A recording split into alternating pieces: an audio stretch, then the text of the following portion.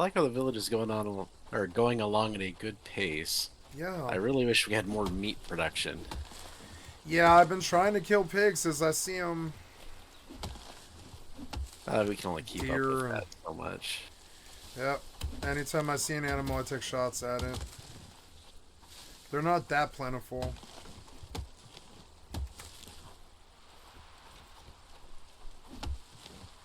Gotta travel a lot of land to see a bunch of them.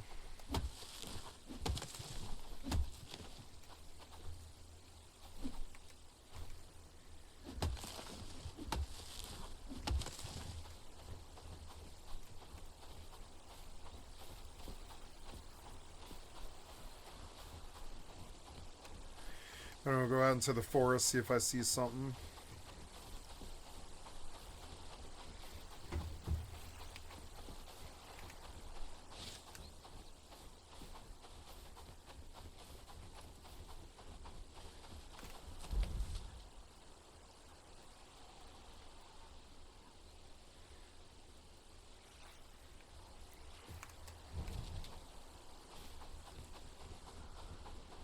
I like the map.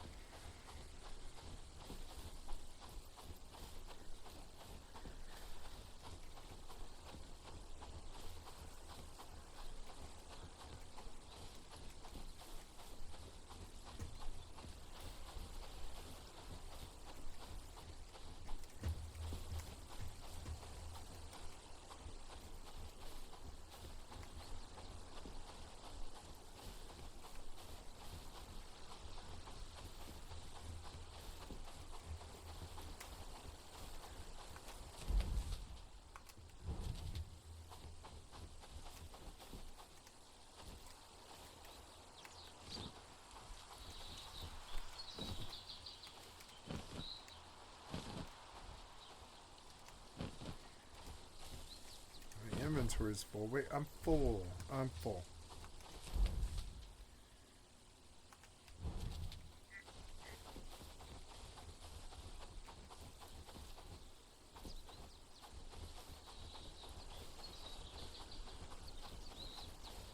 I forgot to dump.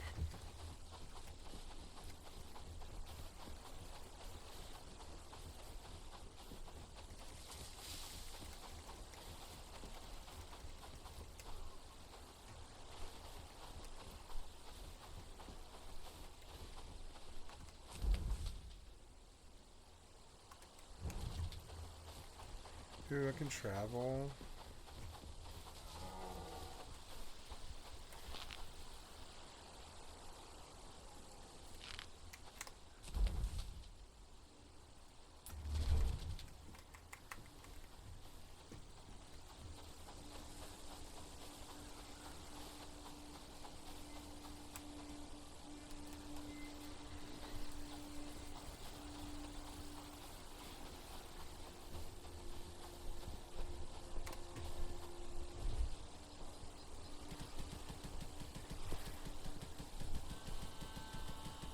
Also, apparently we really need hide, which is from deer. Yep. I actually just spotted a deer, but I was completely full of wood, so I'm now going back out. He's right by the other sign. Okay. I think I might actually do some animal murder runs here. I've been hunting. I can't find much.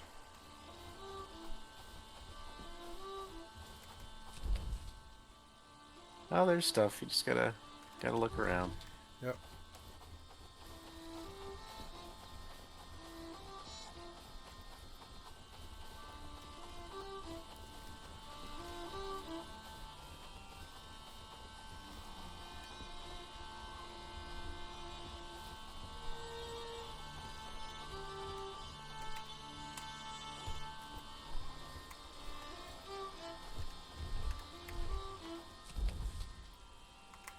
I've lost track of this one now. He's not where I thought he would be. Damn it.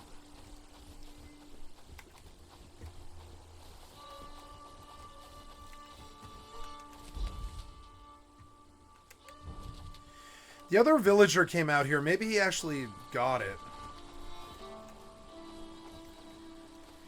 Because this deer is like MIA. I don't think it would have traveled that far.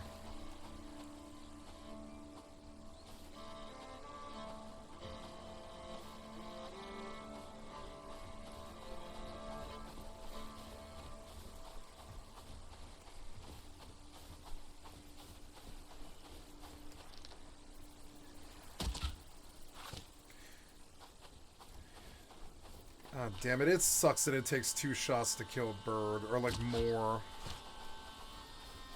I've always killed boars in one. Birds? No, I don't know. I can't. I've not managed to, like, down a bird.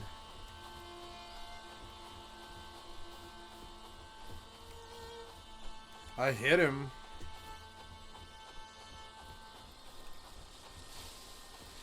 But he's gone now. Fucking just gone. Can't see because of all the trees. Wait, there he is. There you are. Oh!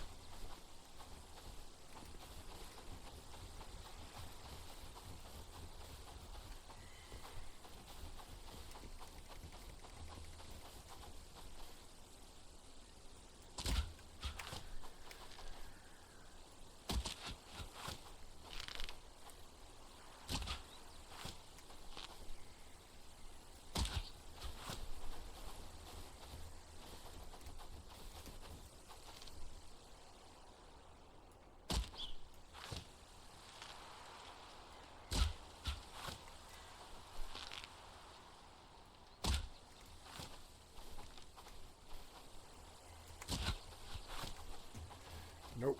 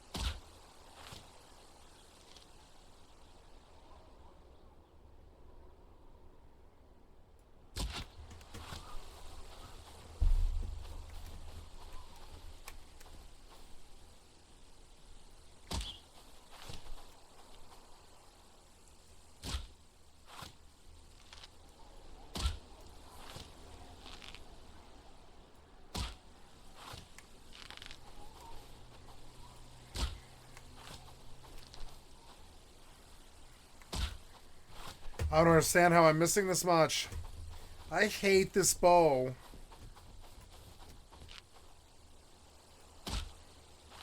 There, finally. Fucking annoying.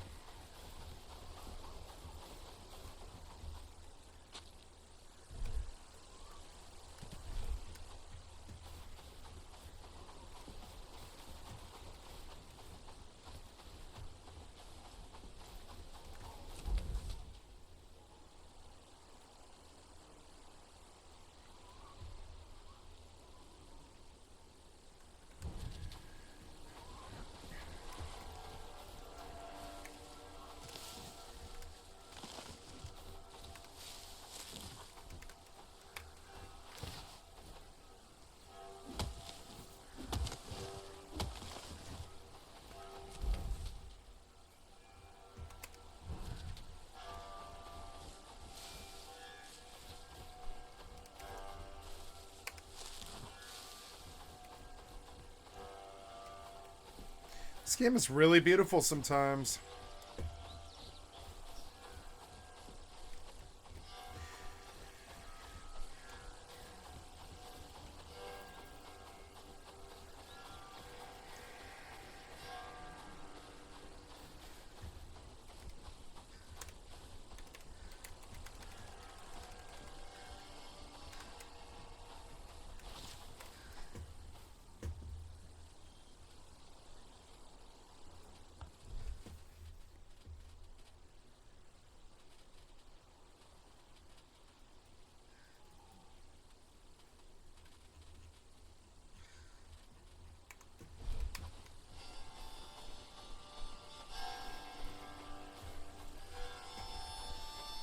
deer.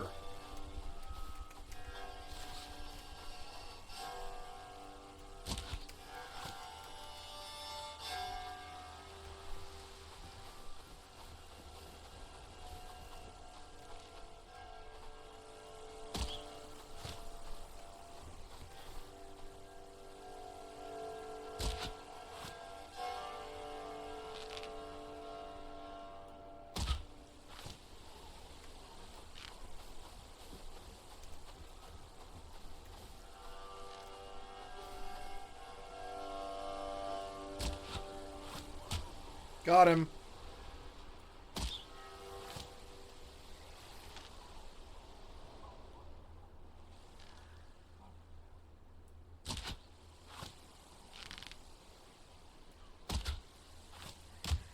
Got 2 of them. Yeah.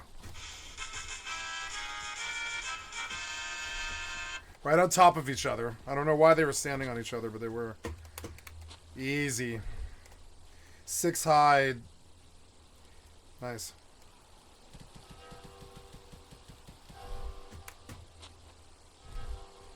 Yeah, I got a good run hunting for piggies. Right on. For once in a while, you kill an animal that has just a shit ton of loot on it, I've noticed. Yeah, I just got a really rich one, yeah. The other one wasn't as rich, but it did have an antler.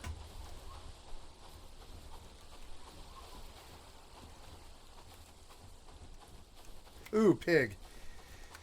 So there's a pig just north of this sign that I'm at. Gotta remember. Oh, can I mark the map? I can, can't I? I can like put... No, it won't let me do it, huh? Can you mark this map? Oh, yes, I can. Yeah. No, it's middle mouse. Cool. Yeah, yeah, there you go. I'm coming back for this pig.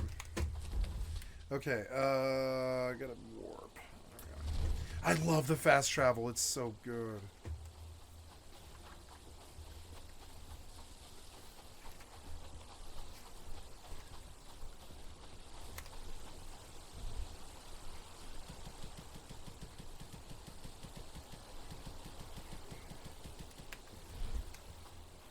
Oh, okay.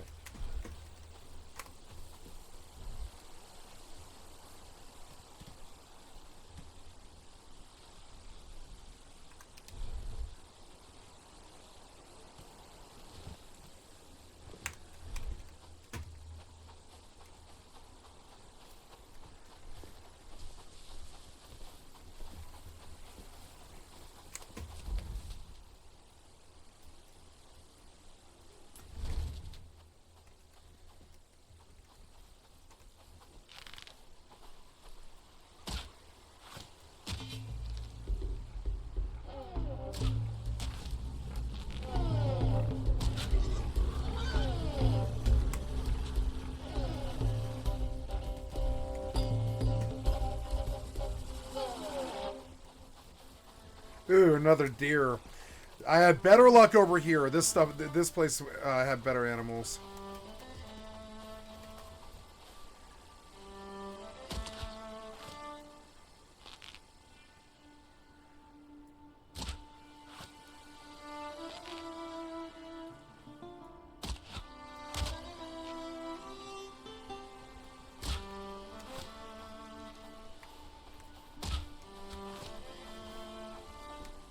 I like how the arrow glints. The glint is really good. Rust does that a little tiny bit, but this one's pronounced, and I wish it was a little more pronounced like that, because you can really see where the shot fucking is. The arrow's good.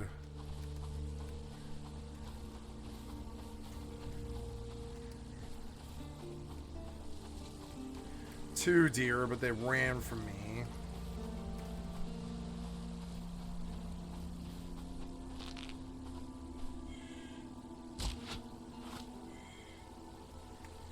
How the fuck did that miss?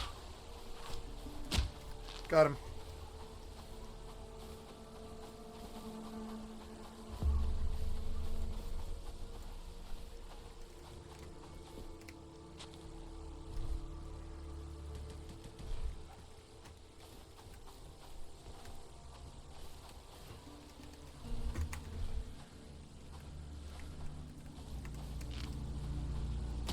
Ah.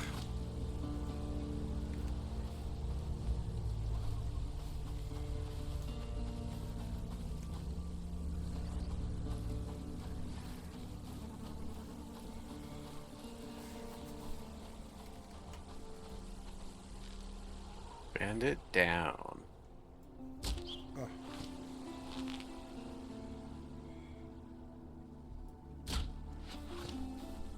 $32 coins. God damn it. Yeah, for having turned to a life of crime, they sure weren't very well paid.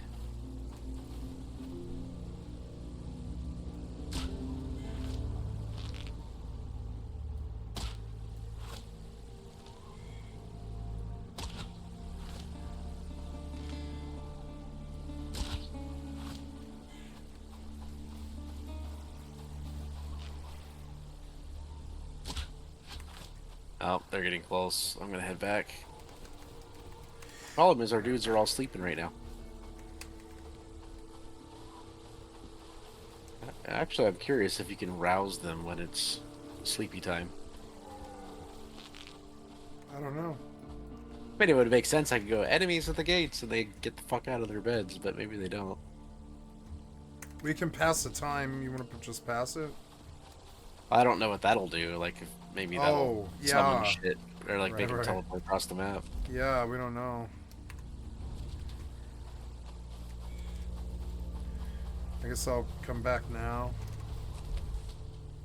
I'm tracking a deer and a rabbit, but I really didn't get good shots on them. Here's another rabbit.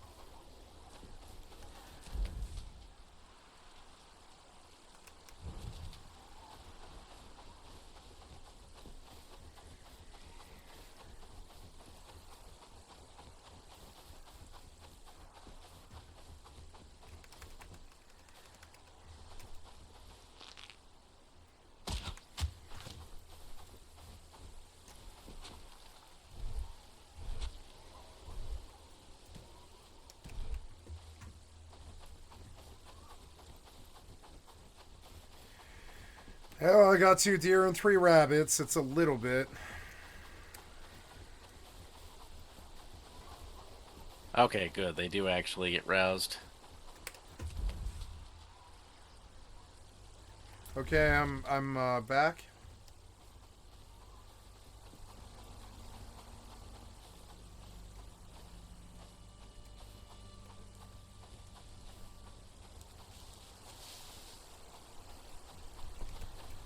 Cool. This is really good content. Like, this game is good. You know, this is cool to see. Fuck yeah, you look like you have... don't have weapons. You look like you have so much power. This is the most NPCs I've ever seen a player control, I think. Conqueror's so Blade, doesn't have a weapon. I need to find him. Oh, yeah. Oh, I found him. I found him. Nice. Oh, nice. Do they set up rank for you so you can inspect and stuff? Or do they just... No, I'm just running around seeing who the fuck doesn't have a weapon on. I wondered if there was formations. Like, you shit, you came and answered the call and you don't have a weapon? Oh, there's the first one. Yeah, they're just right there. There's only like 5 of them, so it's not too bad of a party. And they have been aggroed. Oh. I'm gonna go melee this one. I'm gonna go fuck up that archer because he keeps plinking at me. Yeah, we're Yeah, he's almost got me just because he keeps fucking hitting. I'm coming, buddy. Got him. Got him. Okay, sorry. I was trying to make sure. When you hit them, you can just keep swinging and they won't ever actually stop the block. Yeah. Oh, wow, the combat's a bit janky. Guys down. It's funny, I played their other game, Last Oasis, and that combat's actually much, much better than this one. It rivals like one of the bigger ones,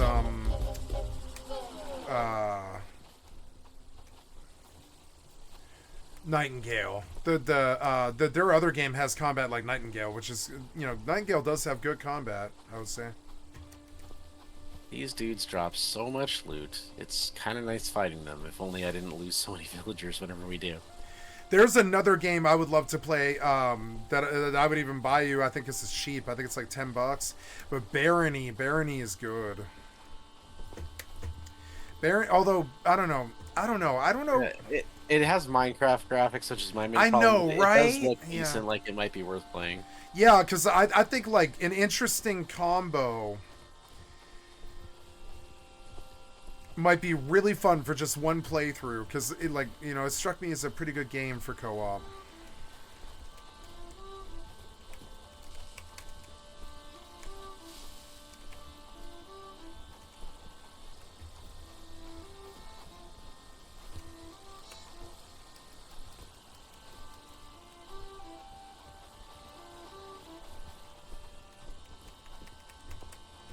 Well, I'm glad to see that you are indeed able to summon everybody to come fight when they're sleeping. Yeah. Trying to get to my bed, but the town's so big. It's hard to tell which direction. There we go. And the compass. I could research the next level player house. I think it's just visually cooler. It probably has more personal storage space. Yeah. But I haven't bothered because I don't know that it's even. I don't think it's like I necessary. don't know. It's helpful. Yeah. Might get an achievement? I don't know.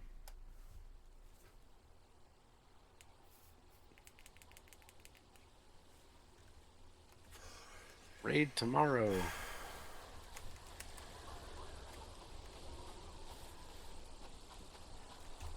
Let's see. I guess I'll go out hunting again. We could do a bandit camp. Oh, I don't know. Injured people, so I For don't the want injured people, yeah, because it's morning, huh? Yeah, we've got lots of crafting that's queued up right now, although we definitely need to get some more hide. It looks like hide is the thing that's stopping us. Yeah, I've only seen one pig in like an hour. Hide is deer. Oh, is it? Yeah, definitely been getting hide. Yeah, I have been getting hide, yeah. We had something like 15 hide come in.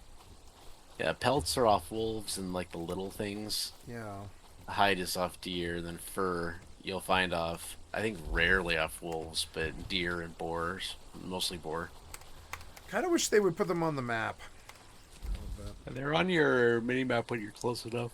Yeah, my eye doesn't naturally go to bottom right. And I've been trying to train my eye to do it, but it's hard. You can auto run and like open up your map and just stare at your map. But they do give little red dots. Yeah. Ooh, I warped in on a duo. That's cute. Ah, run. The hell, they were like on top of the sign. What the fuck was that?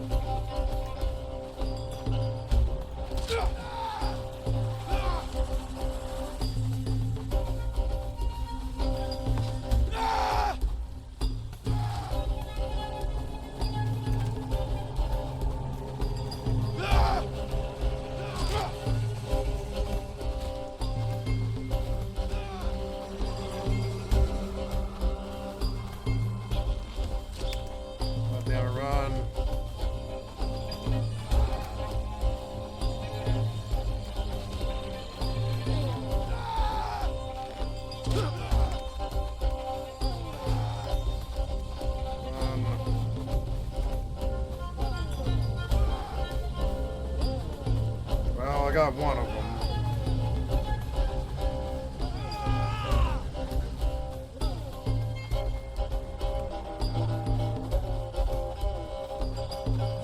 Damn it. God damn it.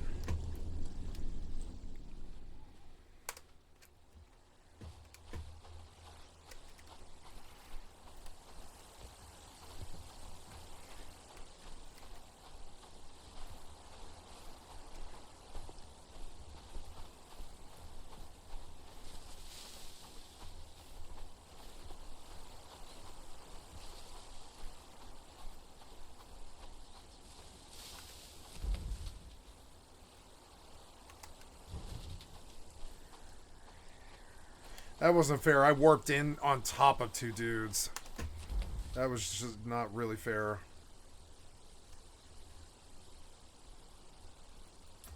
At least they let me warp back. Or I would have been really pissed. Because this felt like just bad jank. But honestly, letting me warp back would totally fixed it, which is fine. They're not perfect. This guy had a journeyman farming book.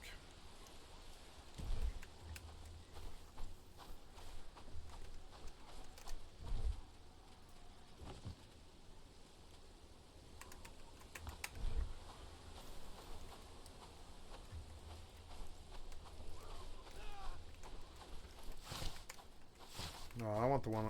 I want the one-on-one.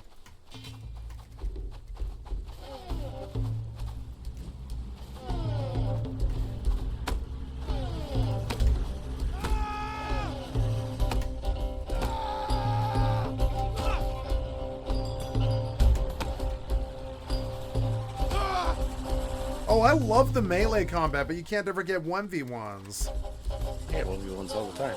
I don't get 1v1s. I have no, that. This is like the first 1v1 I've gotten, like almost like the entire time. Well, you also gotta do the thing where you backpedal and block. I do, but there's a whole dance to it. The last time I didn't 1v1 him because they knocked me to one sliver of a health. So I couldn't 1v1 him. It would have probably been like, too much of a risk. I just tried to shoot him in the face, If they're not advanced ones like the brigands we've been fighting, yeah, I can usually 1v3, but more than that, and they start surrounding, and then you're kind of fucked when they have enough people to surround you. When they have enough to surround you, running and doing the archery cheese that I've talked about is the only strategy I've found that works. They catch me if I try an archery cheese. It's stupid because I never have. You're not archery cheesing then. Yeah. You don't sprint, but you run away from them. And then when the front running ones all try to take a swing at you, that's when you immediately knock an arrow and just as soon as it's ready, let it go. And then go right back to running away. And you can usually pull that off. Oh, you mean like after they swing? Okay. Yeah, because when they queue up a swing, it slows their run down, which allows you to get enough distance to not only get distance, but then also get an arrow off before they actually get on you. Yeah. And if you do it right, you should be able to get an arrow off, then get back to running away without them actually hitting. Yeah. It's pretty tricky. Yeah, and no, I understand what you're saying. Yeah. If you sprint, they sprint. Yeah. So usually it doesn't help to sprint, it only helps to just run. Yeah, that was very helpful. Now, they sprint when you sprint, I didn't know. So that's actually really helpful, yeah. Yeah, when you're running away, you just have to watch them. Yeah, I have been. But I didn't know the sprint thing. They actively will sprint if you sprint, but I've never seen them. Well, when they're getting close to you, sure, but if they're like in the range where they're trying to swing at you, then yeah, I've only ever seen them sprint when I started turning on sprint. Yeah.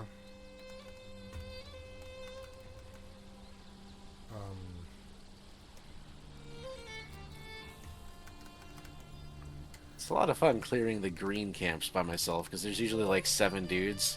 So it's enough to make it a challenge, but not enough that I can't do it. Yeah. It's nice when it's a challenge.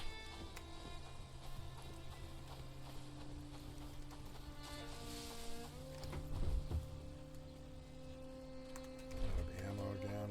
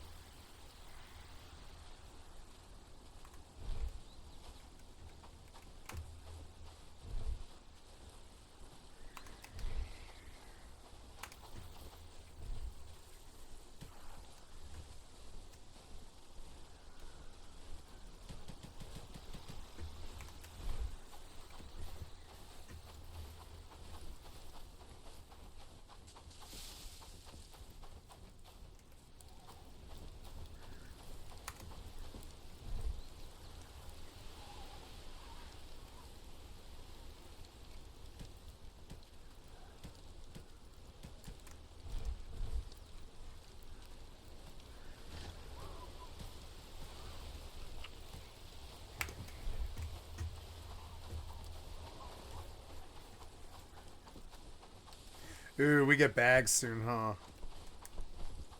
No, we have to get an apprentice, whatever kind of crafter it is. Oh, yeah, we have a barrier We have there. the stuff, but we need to get the right NPC. Mm.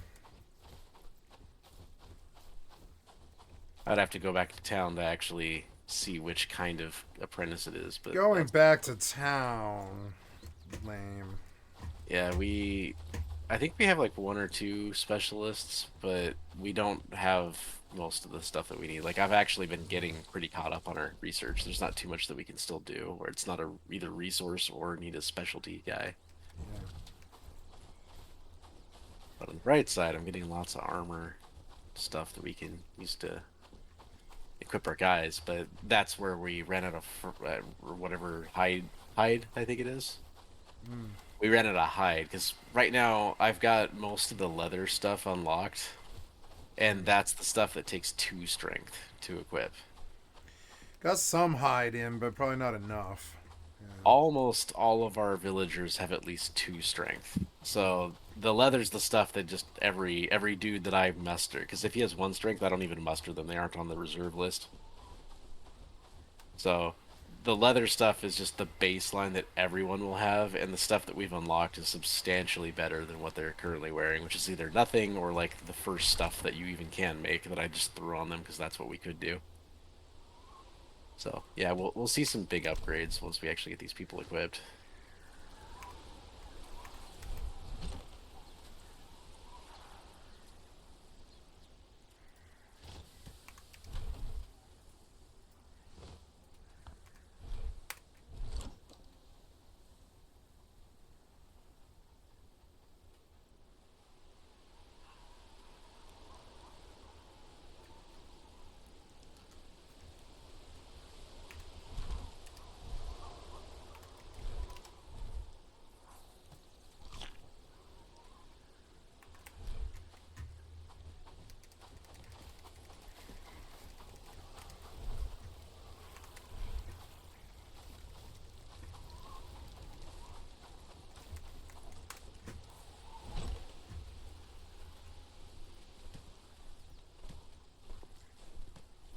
Yeah, you can also use books to train your camp people, which can be really Mm-hmm. useful if you give them strength books, and strength is always what's holding us back from getting them into combat with good gear.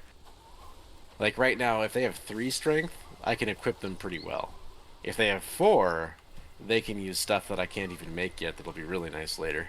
Mm. But if they don't have at least 2 strength, then they can't even fight, and they need to have 3 strength if they want to be able to like actually stand up. Like the 2 strength guys are just kind of weak.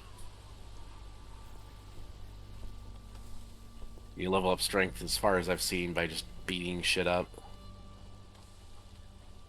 But we don't make the NPCs fight enough to level up strength like that, unfortunately, so it kind of has to be through books. We can go sack a bunch of concurrent towns that are close to each other. Now, if we want books, we just need to go to the towns and buy from traders, Yeah. which is what I could do. I could do a book run really quick and just pick up everything.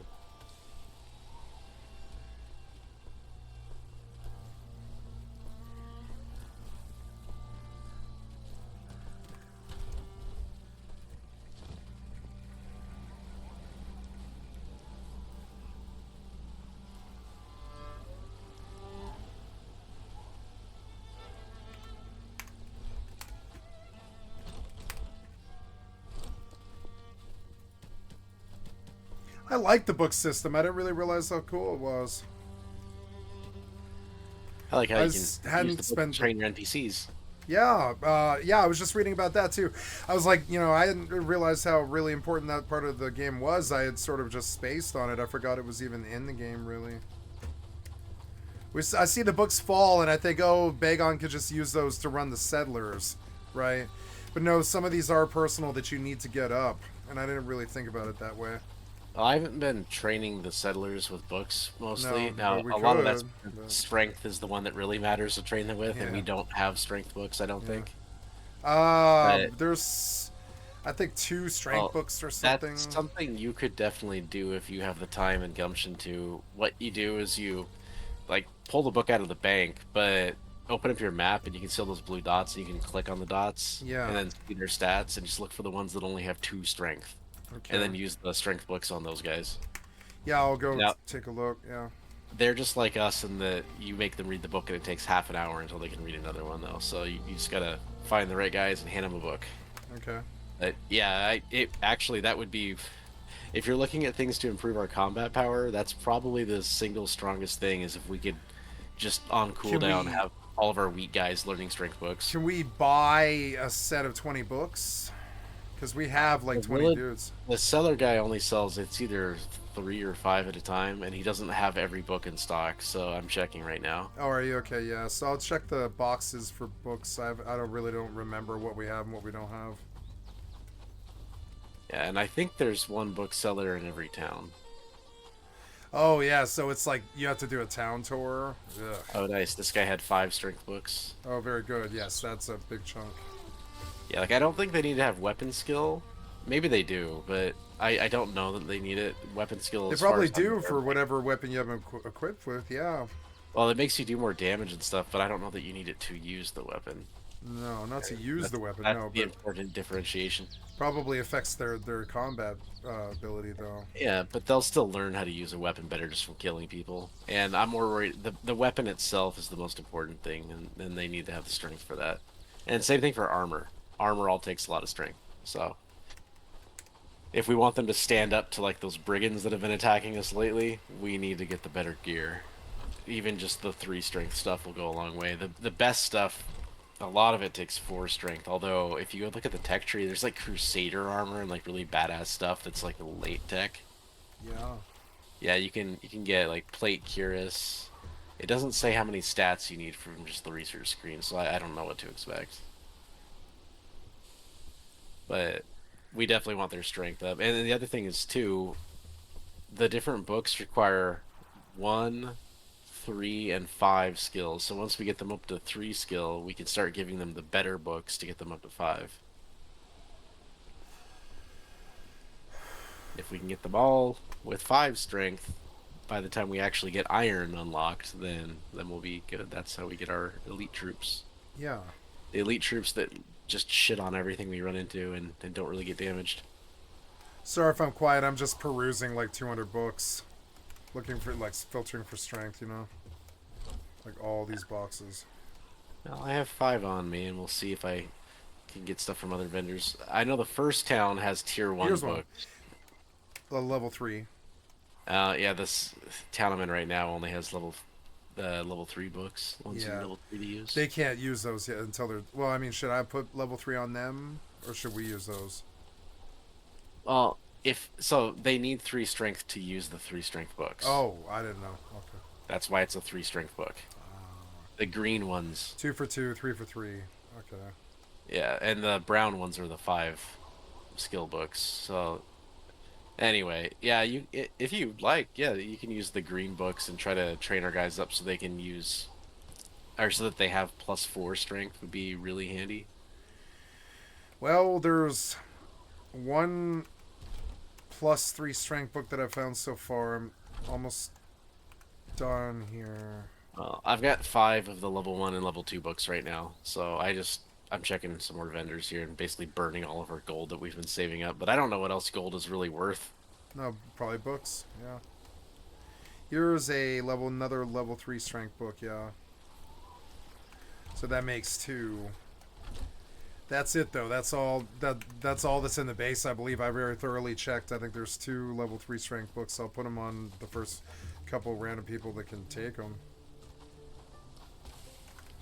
You can remote view in the map, can you? Oh, attributes. I see. Second tab, strength 2. Okay, I see. So I guess I'll move from the left to the right because it's hard to keep track of all of them. Neo Hawais is a worker and he's got 2 strength. So we'll. I can't. If they're at 2 strength, I can't give them a strength 3 book, right? They have to be strength 3. Yes. Okay, so just that's what I thought. I'm just verifying that I understood the rules here. Well, like I said, I got books. I'm coming back. Yeah, and then so I'm just looking for level 3 strength dudes. Here's one. Or no, that's an agility. 2, 4. Oh god, the amount of micromanagement. Yeah, the book stuff's kind of tedious, and that's why I hadn't really done it yet. Here's a Because 3 strength it's a lot of work. Cecilia Sykes will get a strength book here. We also haven't really had the strength books because I haven't been going around buying them until just now.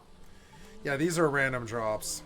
But now I lost track of Cecilia Sykes. I wish you could zoom them. Oh, there she is. Oh, you can mark them. I see. Oh, cool. You can mark them so you can see which one you're going to. Nice. Yeah, you have to find them on the map, but they're easy to track down. Alright, I'm dumping all the books that I picked up, so we have a good stock of strength books now. How do you... Oh, inventory. Right.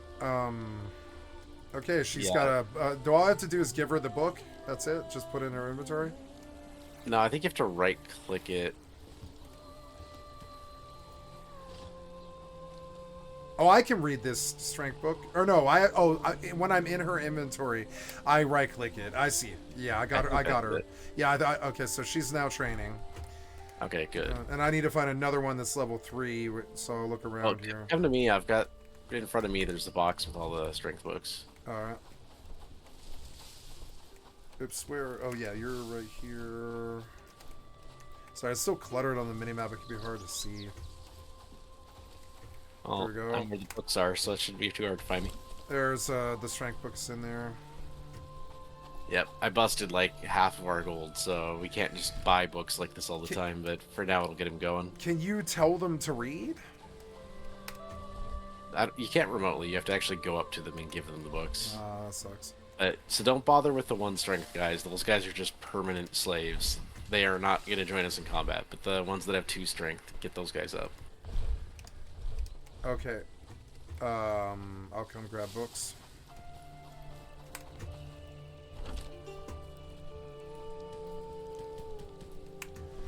Okay, I'll bump the 2 guys. That's Cecilia. Amelia Hobb. She's strength 3. She can take a higher book, but I put it away. I'll go grab it.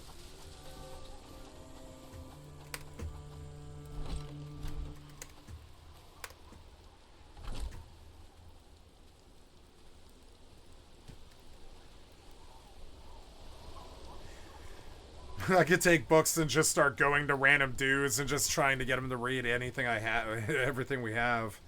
Just start fucking training them like wholesale. Archery, stuff like that. Oh wait, no, that was the 3rd box. Yeah, and then I forgot to grab the strength 3 book, which is green. Yeah, here we go, and a bunch of strength 3 books. Oops. So yeah, I pumped them. I see. Okay. Wait, wasn't I supposed to have like 5 strength 2s?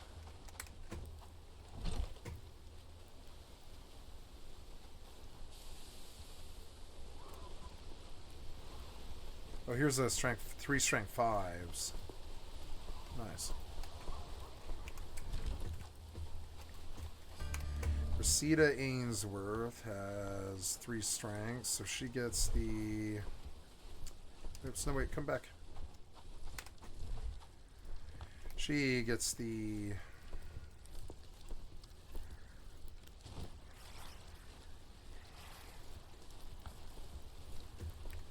She gets that. Matitas has 1 out of 3 strengths, so he gets a... There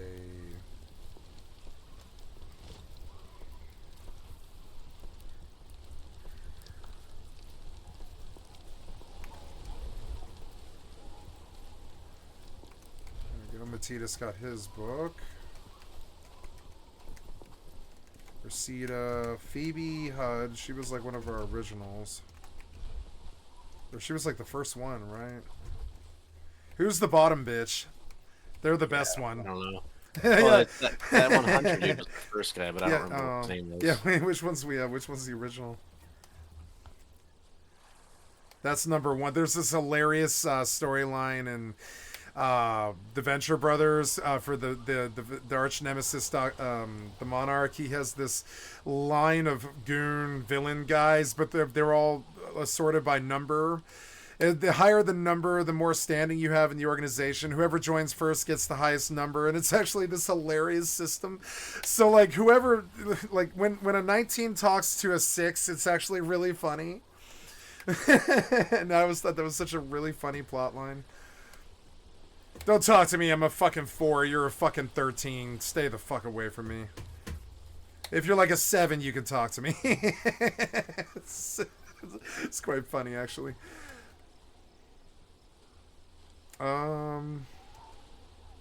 Snobbery on a numbers basis. It's quite funny. Oh yeah, I'm feeding books to Phoebe. Phoebe, do you need strength? Let's see. Oops. No, not the farm. Phoebe. No. She has 3 out of 5 strengths, so yes. Oops. No, wait. No, I don't want to give her all of them.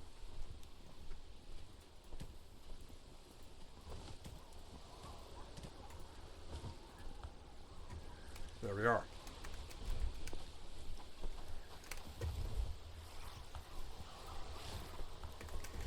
There we are. Already did him. There's 3 on the northwest.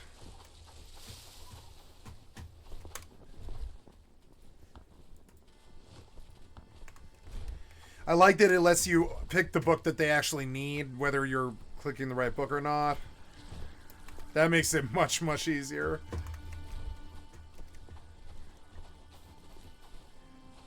Okay, let's do the north side. What's up, Amelia Hobb? I think I just already did you right. Yeah, or no, I don't know. Oh, no, she needed it. There we go. And then Carolyn Shears. Nope. I didn't have anything she wanted. That works. You can just kind of go to each one and quiz and see if any of the books that you have are something that they want. So I guess I could just load up on books and start dumping books wholesale on them. Well, except that might be a waste for most of those books, because yeah. they level up just fine from doing activities. Yeah. None of the town activities level up their weapon or strength skills. I didn't have what Lubomir needed. It's a little bit of an organizational mess to try to go to each one by one, because it's just hodgepodge of dots. That's why I'm like saying the names out, because I'm trying not to do repeats. Here's Elise Aldridge. She was going to bed. Sorry, babe. You can go to bed. No, just kidding. Yeah, she needed it. Yeah, hey, I fed you a book. Enjoy. I think that's like all of our strength books now. Oh, no, I've got 3 left. They're all level 3s. But that's, I don't know, 5 of the 8 that we had. I don't know who I'm missing now. I'll try and read names. They're all sleeping, which is a problem. So I guess, do you want to pass the night? Yeah, when I get back to town, that's fine. Oh, you're out. I'm sorry. I forgot where you were. I thought you were here. I'm about where you were before you went back to turn in. Oh wait, no, never mind. Sorry, I'm confused. It's late. I need to go to bed soon anyway. Yeah, you're staying up quite late. I'll have to go to work tomorrow. Yeah, that's true. Nice weekend. Do you play tomorrow? I'll be around tomorrow. All right. Well, today. I think I'm on around 2, something like that. I've got, right now I'm at... Yeah, I'm at 9 hours. I've got 5 more to go. No, like 3.5. So... Only issue is tomorrow. Okay, I'll be up around like Saturday. noon. I'll be on around noon. Yeah. So Saturday I've got a DDO organized raid at 4. That's Cool. gonna actually take a lot of the night. Yeah, that's fine by me. I don't give a fuck. Like, I'm just wondering if you wanted to do co-op or not. Yeah, I'm fine. I'm just saying, Yeah. like, before 4 p.m. is when you can actually get me. Otherwise, after that point, I don't know. It'll probably be like a 4 hour ordeal. Yeah, sounds fun. I've been doing a lot of VCR, which is like a 4.5 hour fucking run. It takes forever. It's like starts at like 4:15 and ends at like 9, like 9. Well, DDO raids have a 3 day cooldown Oh shit, that's a reset. long time. Yeah. Wow. So there's a group that I'm in their Discord and I try to join their raids when I can, but they raid Saturday afternoon and Wednesday afternoon. Problem is they start Wednesday at like 3 or 4 usually, and I don't get home till after 5. So they've already filled up. They've already done the good raids usually by the time I'm available. Yeah. So like when they have an opening, someone drops, yeah, I can maybe get in, but they've already done all the good raids that I care about. So usually on Wednesdays I just don't even try to join. Yeah. But then on Saturdays I have my kids every other weekend, so I only get to raid once every 2 weeks. So that's why when I can raid, I try to prioritize it. Yeah, I feel you. There was a time there when I was doing like 200 to 500 v 500 Eve uh, PvP battles, and I really didn't like missing those because they need numbers, you know. And like last summer, I was doing almost every day. Almost, I was doing like 4 or 5 hours, and I hadn't done something like that since I was a kid. I don't really do raiding. I like ECRs because the music's really good and the loot's really good and it pays off clean. But I don't do it every day at all. I'm lucky to get maybe one or two a week.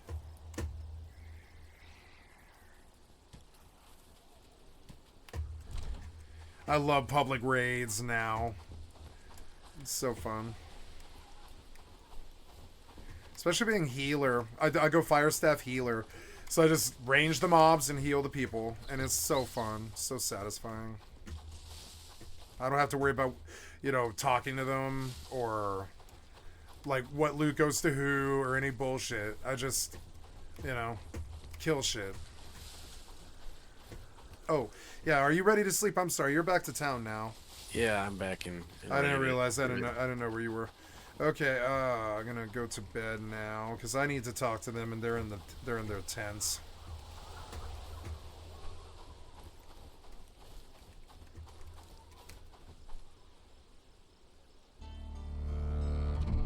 Thank you.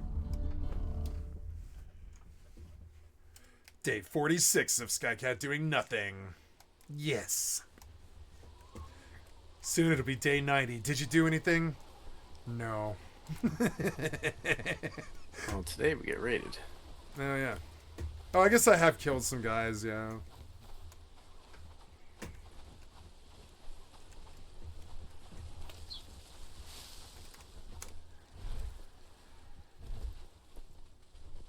Ah, yeah, strength books. So, Arnold Dixon, I don't believe I did you. Attributes, you have 5 out of 6 strength. You're doing real good. Real good, real good. I see you. Wait, but he could read the book? Wait, yeah, it let me teach him the book. So, I guess, go ahead. Arnold, be a strong guy.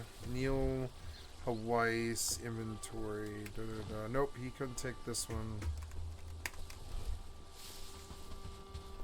Who else have I missed? You are Cressida. I already did you. Mary Piers. I haven't talked to you. You have 2 out of 4 strengths, so can you take the book? No. These are level 3s, and you're level 2. Who are you? You're Carolyn Shears. You're 2 out of 4. You won't be able to do what I need. You are Neil Hawaii. So already did him. Okay, I think that's everybody that I can reach, but I'm just gonna double check the map now.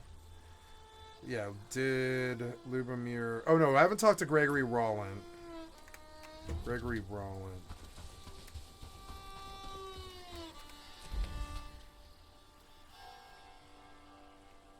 Where is my thing? Oh, there. Yeah, I see now. Okay. Oh, and I haven't talked to Joan Litholdis.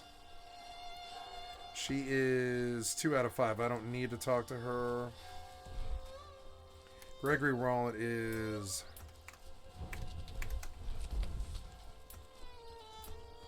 Why would you let me click him? Why would you let me click him? Fine, I'll just go to him.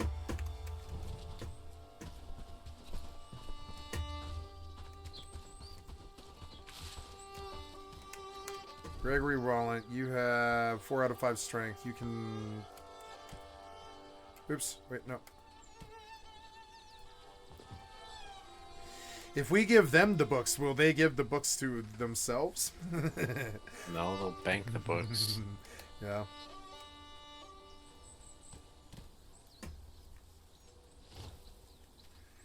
I want to make them do this somehow. Alright, I am very much ready to go to bed at this Yeah, point. you must just kill the server, buddy. We good. Okay, I'm gonna save then. Alright, Sipo, huh?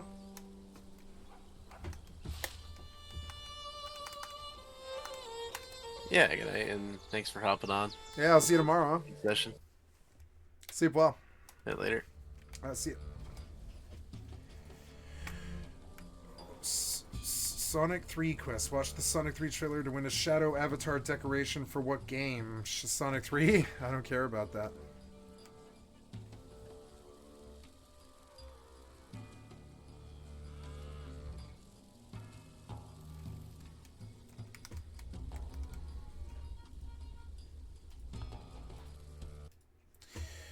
Okay.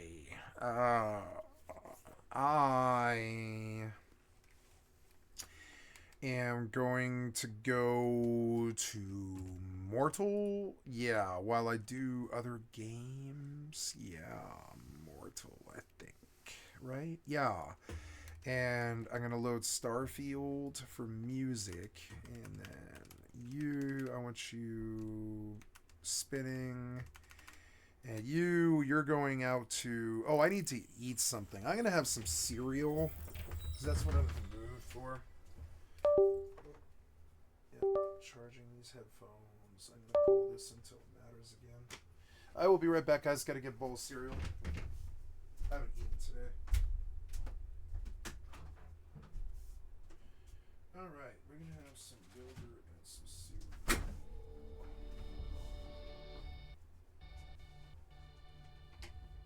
I love stuff.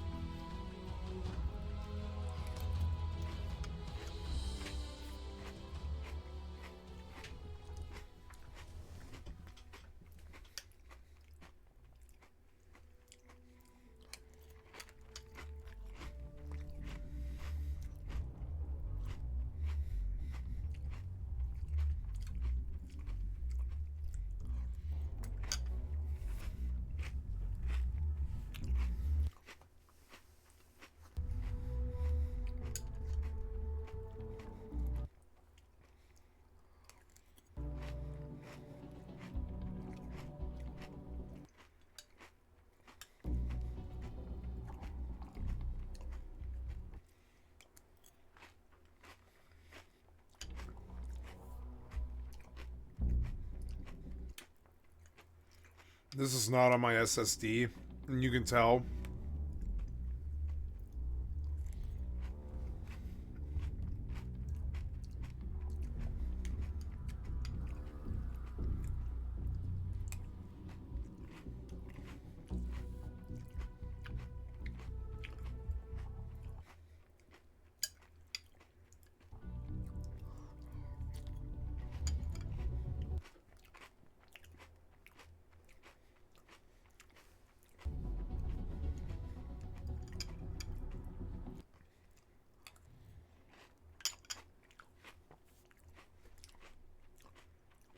Oh.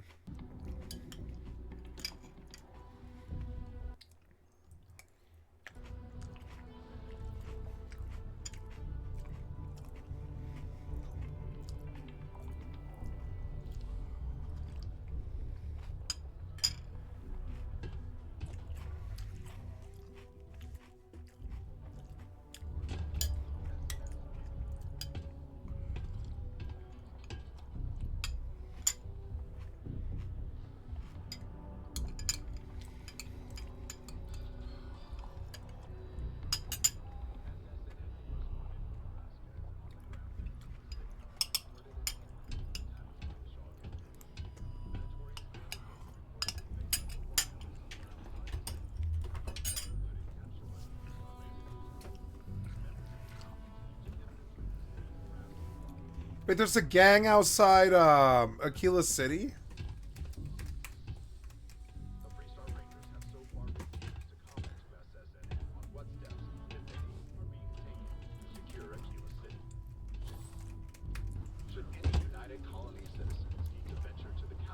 There's a gang outside Aquila City called the Shaw Gang. That I can't believe that's how deep and that actually was. Oh, now what happened here? You have a...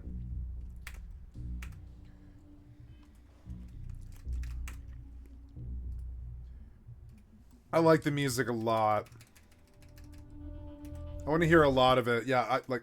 No, no sound in background. No.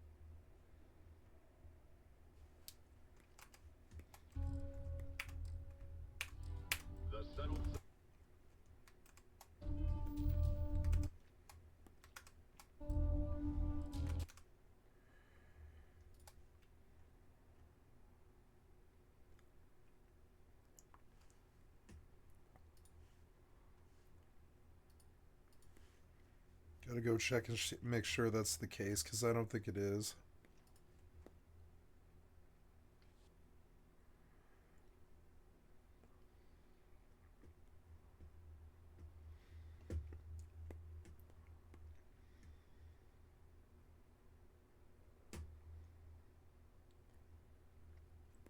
Starfield custom.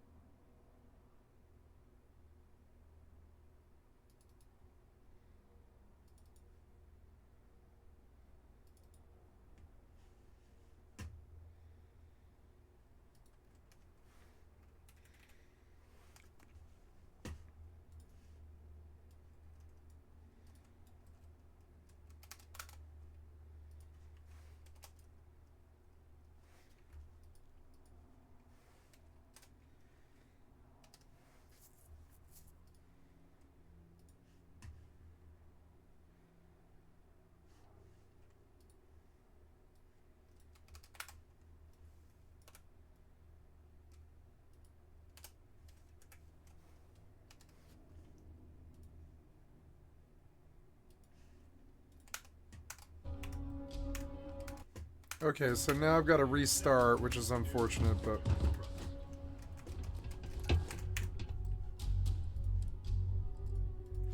Quit to desktop and see if that worked. Oh, I don't have the... Oh, I do. I do. Gonna go out of the station. That was quite good. I like cereal. Cereal's a good meal for me. I like milk and I like cereal. I always have my whole life. I'm such a child. Such a man-child. I'm such a man-child. I own up to it.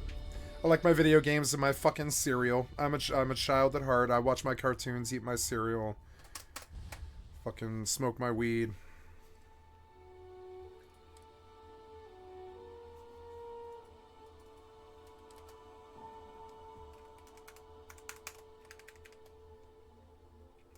Oh, is it a new day? I think it is.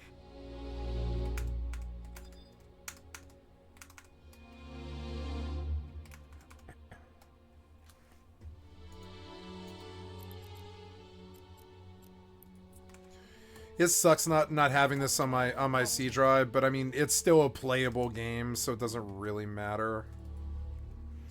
But yeah, not having it on an SSD, this game doesn't deal well with that. But honestly, I'm here for mostly the music. I don't really care too much, you know? I don't care. It's a playable game.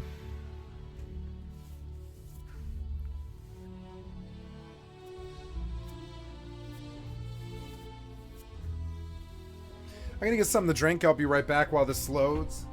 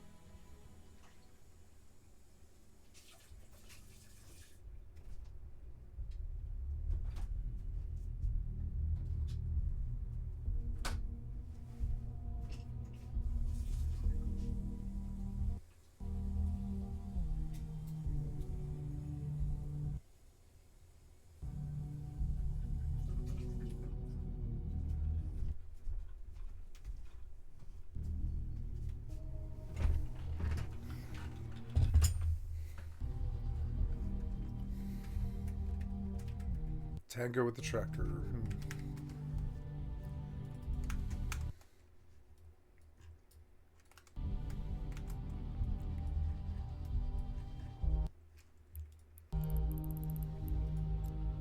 You cannot warp there because natural phenomena are disrupting the ship.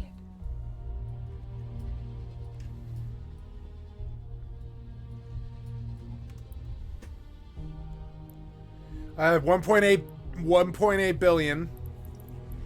Probably got some clears now. No, I only have one. Nice. Boy, this does not deal well without an SSD, huh?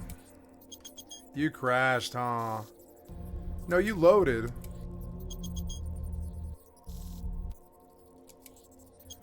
We'll just wait. It's fine. It's just not on an SSD. Fuck. Maybe I just... Oh, no, no. It's, look, it loaded. It loaded.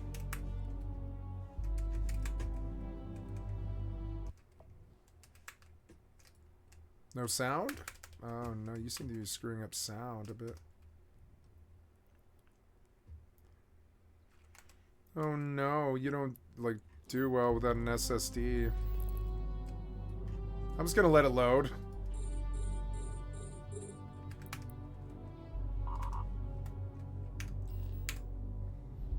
The capacitor is empty. Okay, so going on Mortal to go, go, go, go, go, go.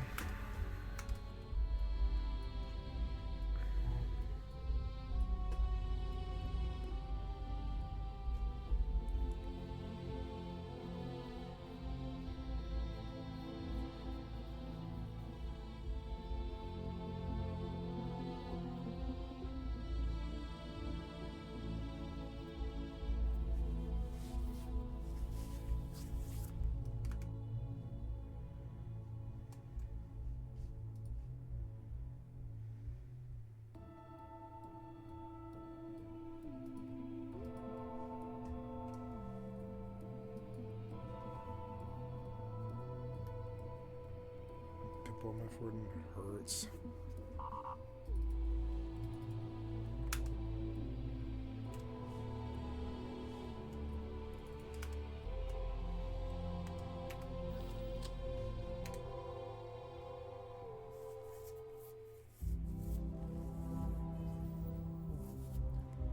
This is the worst I've ever seen this game perform. It's weird.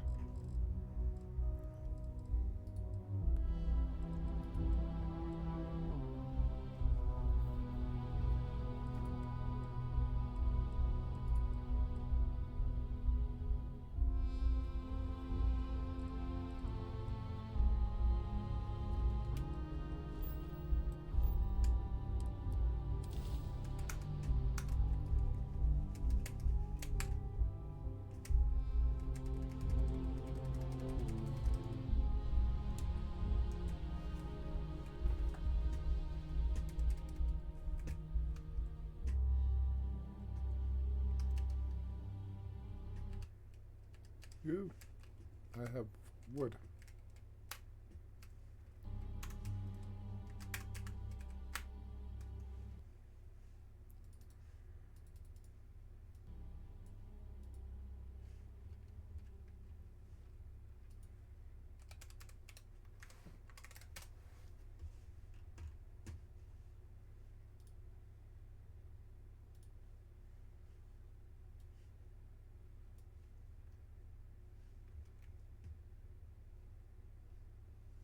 What about whitewood?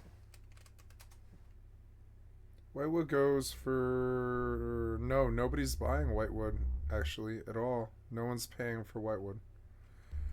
What about dapple? Dapple. Yeah, oh, look, dapple pays. Somebody's paying pretty well for a bit of bracelet dapple, actually. Let's go get that.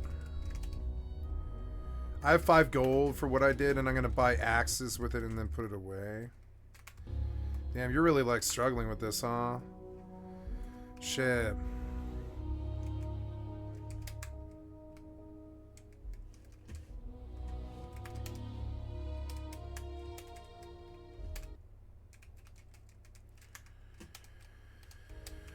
Five axes, which I think is...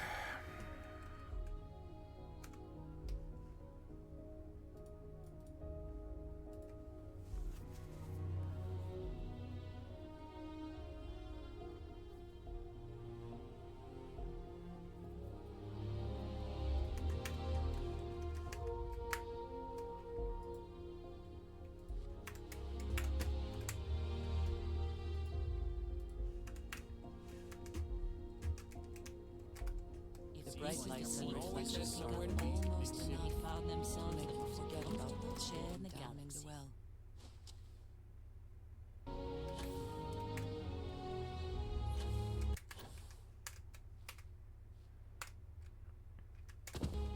Well, look who's back.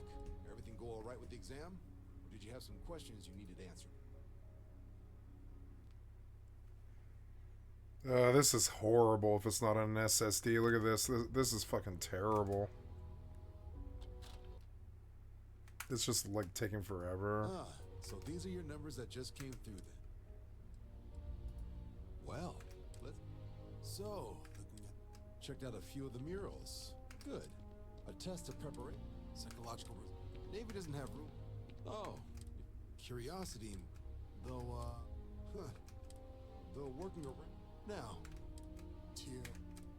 No one clears tier 6. Even... So then, looking at your results as a whole, once you've successfully completed your probation, just 3 years.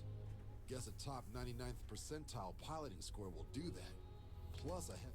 Sounds like you're just the type of pilot that, if you're interested, we could bring you on as a... Get you the credits you've earned, then send you out. First, though, all UC service people, provision. So, you want to make this official? Commit yourself to the cause of the colonies?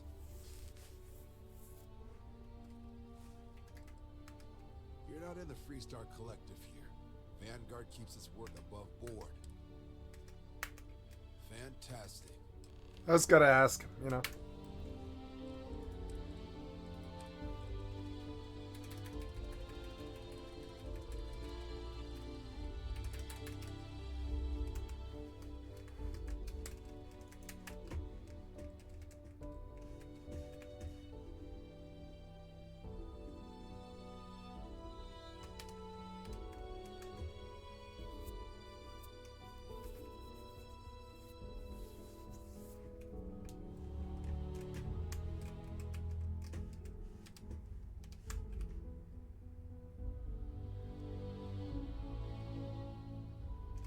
went the wrong way.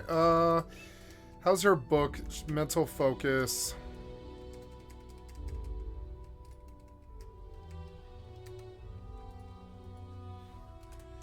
Mental focus. 78.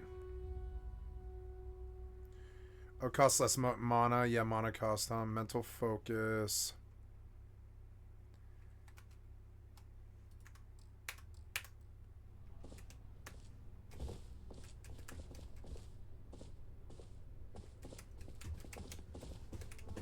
Avoid entering a building, I would prefer it.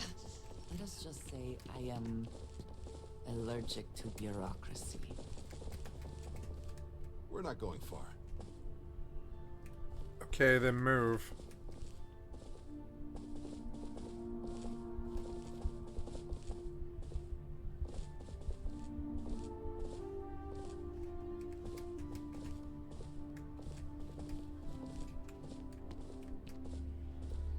Save. I might have to move this to my C drive, which is so annoying. You know, I don't really have a concept of how big this folder is. I'm going to go get that right now.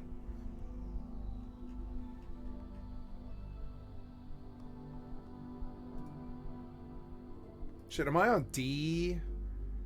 I am on D. I know I'm on my D file. My D folder. How big is this file? 134 fucking gigs. Ugh, 134 gigs is too big for my C drive. But I mean, I guess I did have it on my C drive though. How much room do I have on my C drive right now? 153. I mean, that's the entirety of the C drive almost. It's so stupid. Fucking dumb.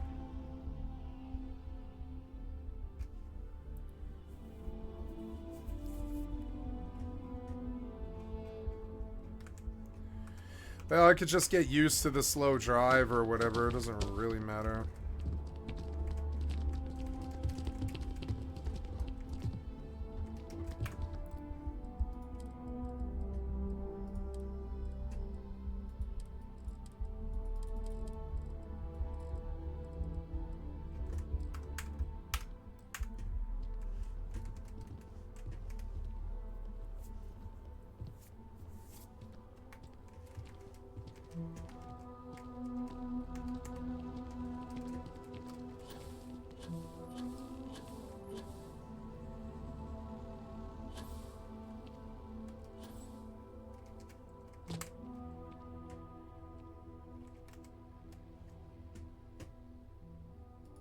Wouldn't be right doing this where we couldn't see the skies.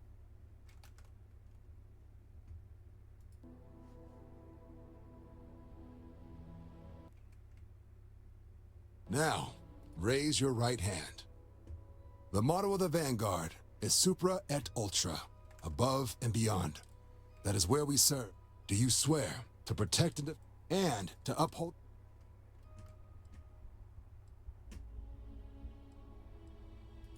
Just say I do, Chuckles. Then let me be. Now, and what I've got, places as I. So, can it be? That's the spirit. Head down to the space. Oh, and give it your all out there. 37,600 credits.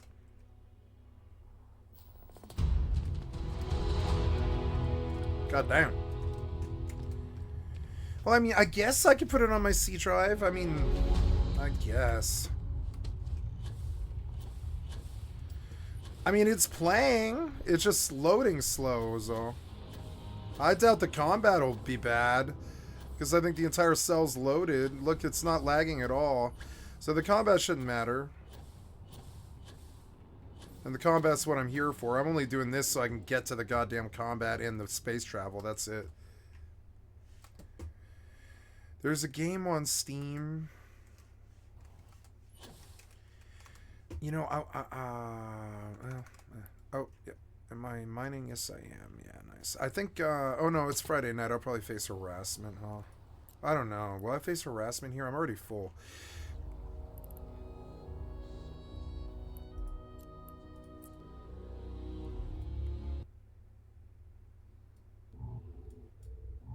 I might have to move it. Look, it can't even get the audio track correct because my D drive sucks. It's slow.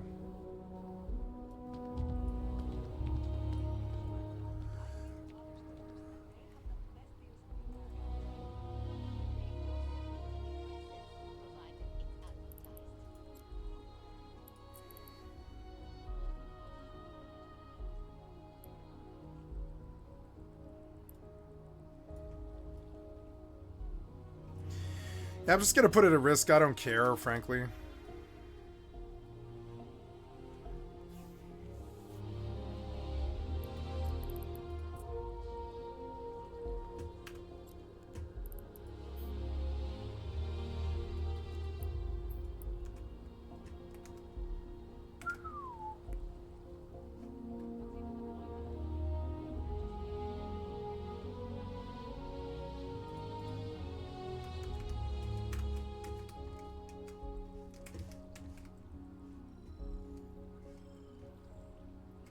I used to know someone who might get SEAL account. Get this, they came back with red eyes. Sometimes that's just how things are.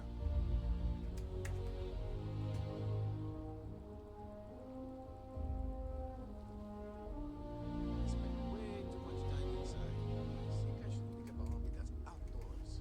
Good for you.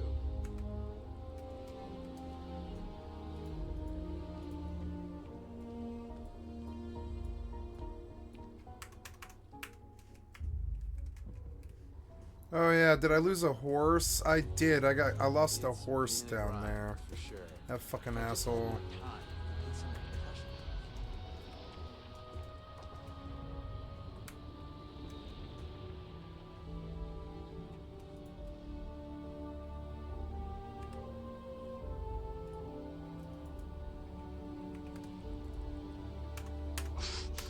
off. Oh no, I'm gonna chop trees.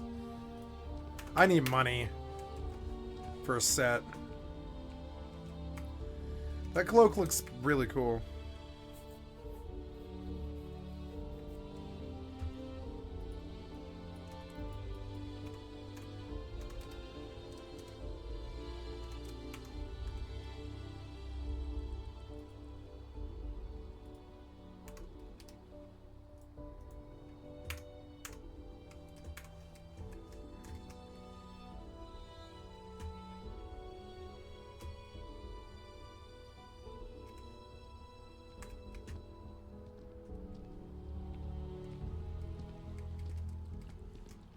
I tell you, I can't imagine living anywhere else.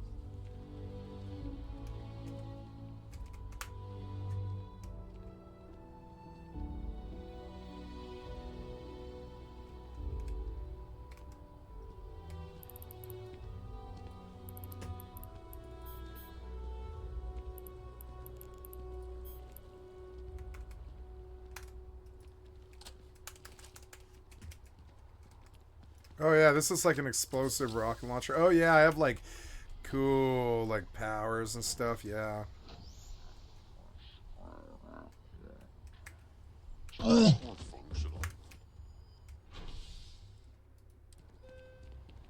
Spaceport.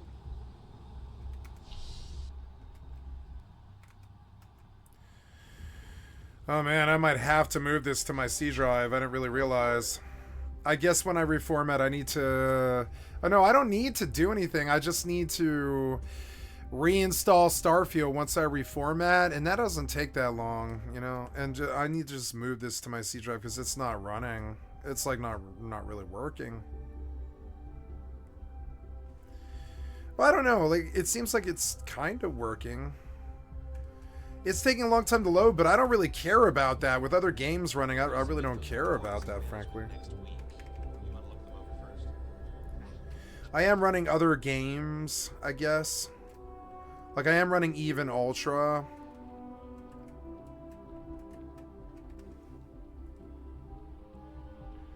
Dapplewood lore.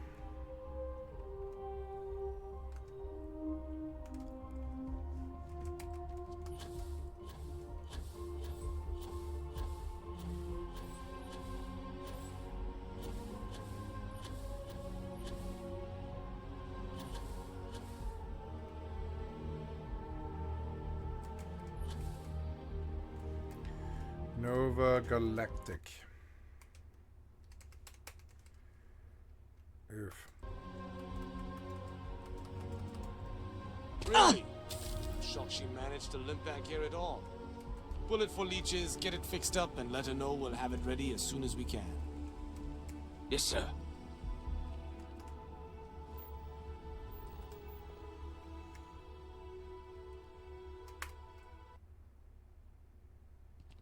This is almost unplayable. But I can't put this on my. You are new probationary then? DJ Crew Chief on my, Herat. Pleasure to be C-drive. working with you.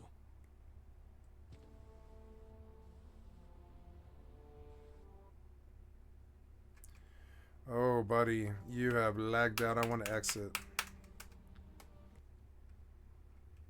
It's my job to make sure all you rocket jockeys are ready for anything. Now, Manifest says, in addition to the standard issue welcome, med packs, some small arms, couple spare ship parts, all my people will have everything on your... So, nice easy one for your first job. Any questions before you head out?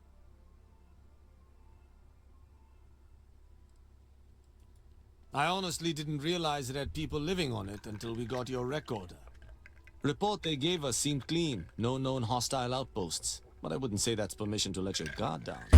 Just watch out for wildlife and pirates. Keep those med packs handy and you'll be fine. Nothing too dangerous, if that's your concern. The welcome kit has some goodies in there I wouldn't leave sitting around when company comes to visit. But it's nothing some proper storage can't make safe. Then I won't keep you. Make us look good out there. I don't know. It is playing. It just has to Of load. course the United Colonies is paying close attention. Heaven forbid something escaped their notice. I think some of it's the settings, and I think I can get some leeway there. We don't need the shadows up. We don't need indirect lighting. We don't need reflections. We do need particle quality. We do need volumetric lighting.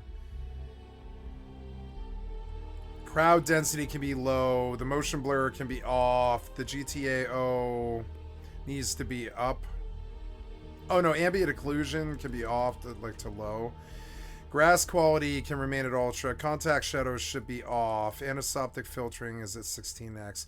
All layers, you get layers use ago. Disable the improve enable the sign improve certain. Yeah, I want to turn that off, and then upscaling, DLSS quality, frame generation on. Sharpening up and VRS on. Variable rate shading. Enables variable rate shading during render.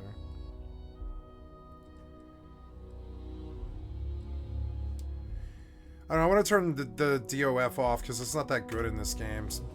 Bethesda depth of field is not that good. Hopefully maybe turning the settings down buys me a little bit less problems. Looks a little blurry now.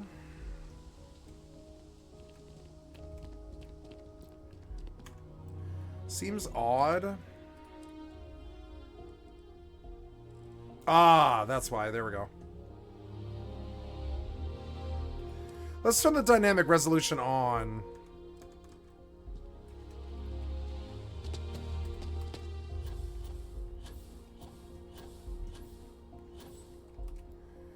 Damn, is that my ship? Yeah, I think it is.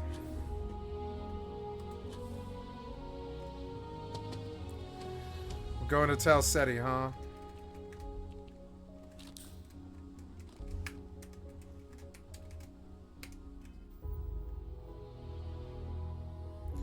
Oh boy, look at that menu load. Ugh.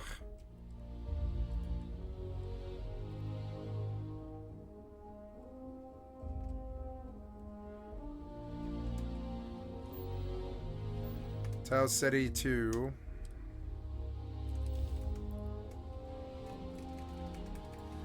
Dapplewood's depleted.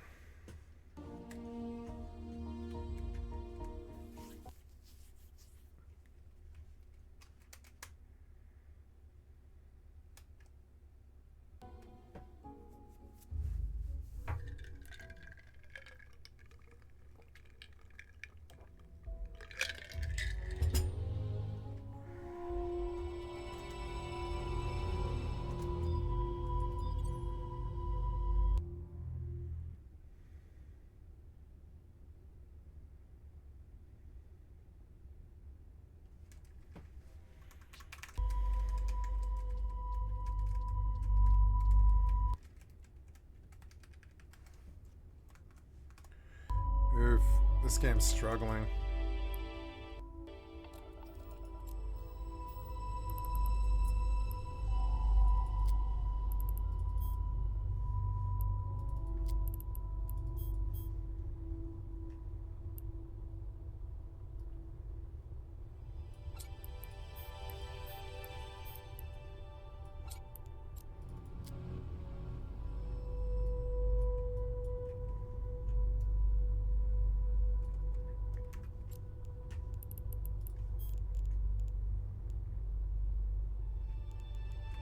Oh, this is fine. My frame rate's good. It's like sitting good.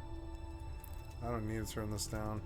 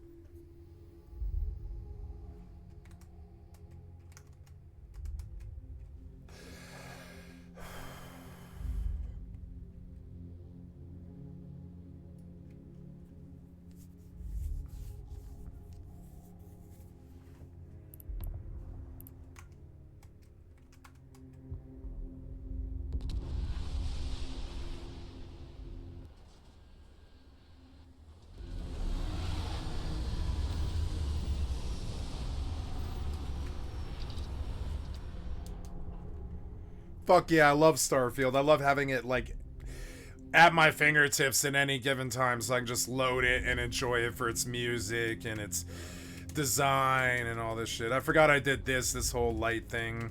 But I'm the captain. I get all the attention and all the light. Ooh, boom pop. Sup, Heller. Sup, Lynn. Ooh, bigger, brighter. Oh, cool! You can like see out the side.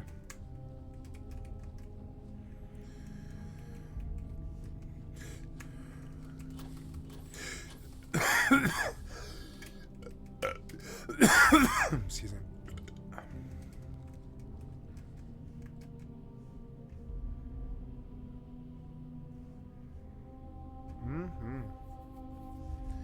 ERP is awesome. I like the rain and the lightning, but I'm in a spaceship, so it doesn't matter that it's raining.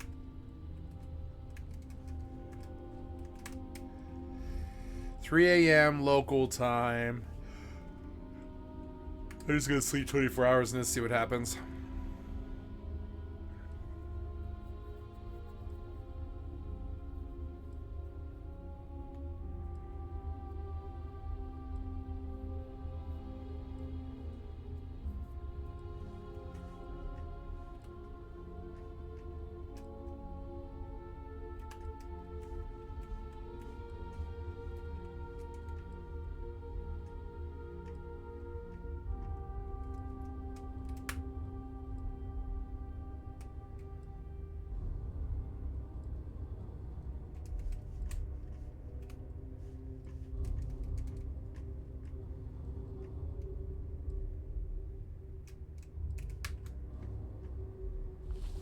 I know some who would consider that much sleep a sign of weakness. What? Don't talk.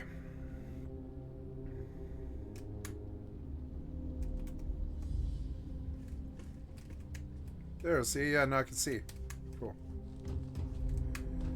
What time is it now? It's 3. Now that we have rested, we may continue, yes?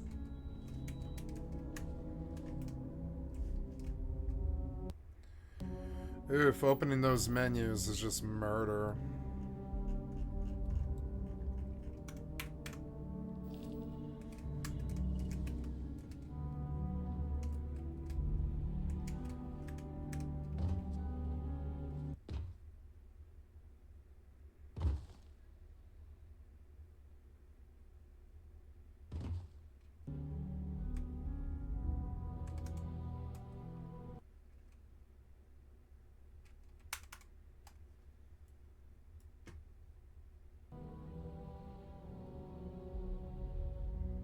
I will never grow we gotta weary of remember this this place. place. Most Just humans like It will is a find great this vacation area spot. aesthetically pleasing. Too loud.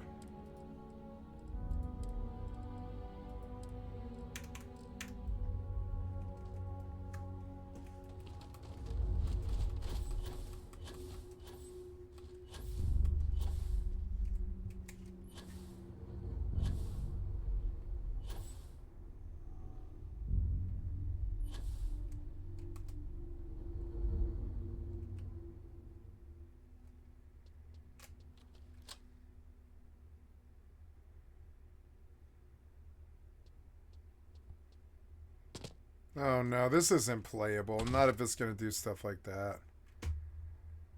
Yeah, best just bomb out and move the file. It's a shame. I thought I could get away with playing this game on my D drive, but nope. Oh god, look how bad that is. It's gonna take so long to even get, like...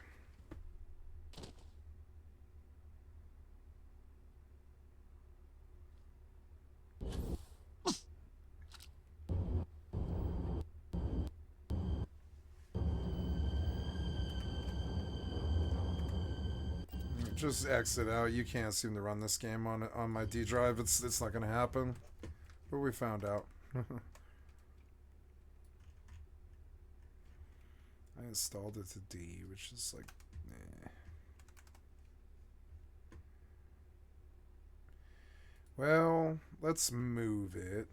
I don't know. Is there other things in here that can...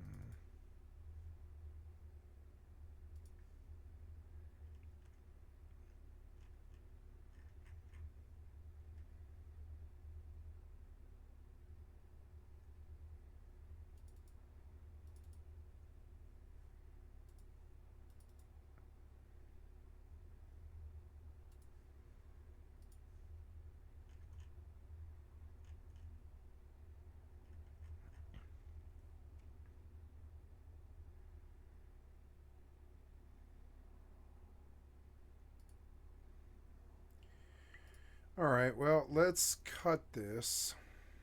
Cut. And post to C. It'll take a little while. This should be alright. Oops, I didn't mean to stop.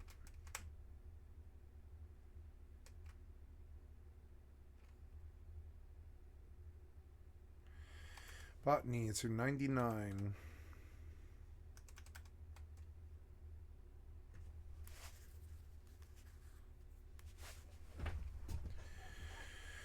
Okay.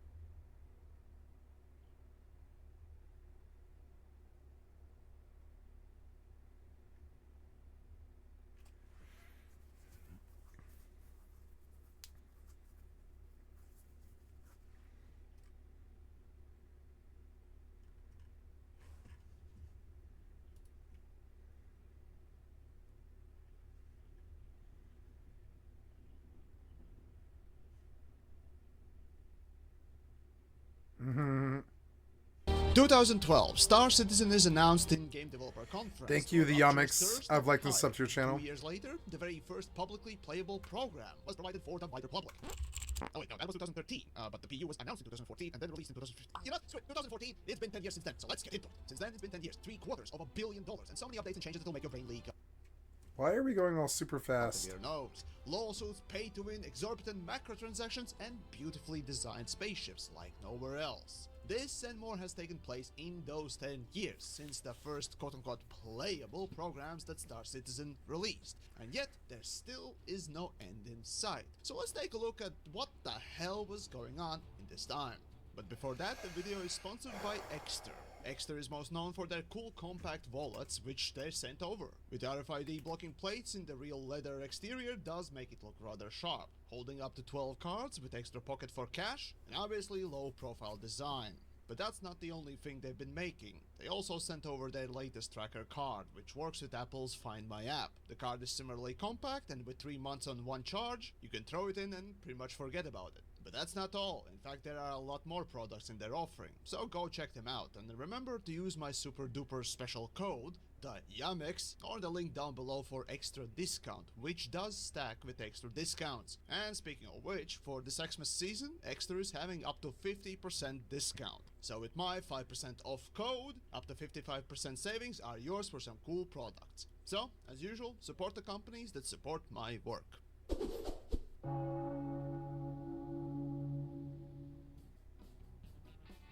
We begin our tale not in 2012 when the project was announced, but instead in 2014. The Hangar module, the first playable program, was delivered to hungry backers mere months before this, and all it was, well, really this. A showroom, fundamentally. At the time, it was, frankly speaking, laughable that for $100, $200, developer CIG would release something as, well, frankly speaking, pathetic as a single room with sound effects and half-baked models. But for the faithful backers, it was a glimmer of things being accomplished, and to a certain degree, it was, as you got to witness the progress. During 2013, Star Citizen unleashed tons of videos. Most of them sucked ass harder than a gay man in an orgy, but I gotta say that Wingman's Hangar in particular. I don't like your language, I'm gonna unsub. Bye.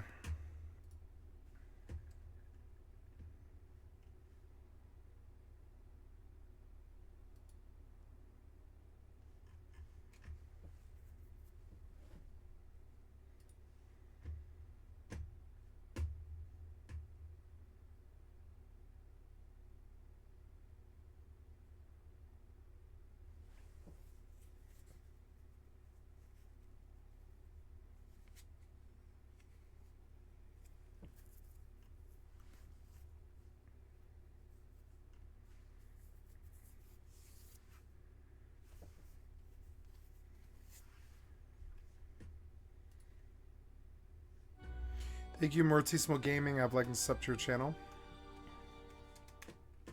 What's going on, everybody? Mortem here, this time bringing you the announcement highlights from last night's The Game Awards, which encompassed an almost 4-hour show. So naturally, we're going to trim some of that down and focus on the important bits, at least for the channel, as whether or not you like the show doesn't really change the fact that it is definitely the biggest announcement showcase of the year at this point. Though I will say, as for the quality of it, for the most part, I'd say it was decent. They clearly responded to some feedback they've gotten in recent years. They took some time to actually talk about all the layoffs in the industry, and even managed to make fun of themselves a little bit. So while it is definitely still more of an ad showcase than it is an awards show, with the awards taking up precious little time of that 4 hours, I will say that it is better than a lot of what they've done in the past. That said, ultimately, Game of the Year actually went to Astrobot, which I have to say was a little bit surprising. Astrobot got Game of the Year. I know a lot of people love that game, so... No, I don't care about Game of the Year, but... Truth be told, I kind of figured Balatro would take it Yeah, myself, Balatro is a that's not better what we're here game. for. Let's get into some of these highlights. Or, well, really, Black Myth Wukong was what I thought was going to get Game of the Year.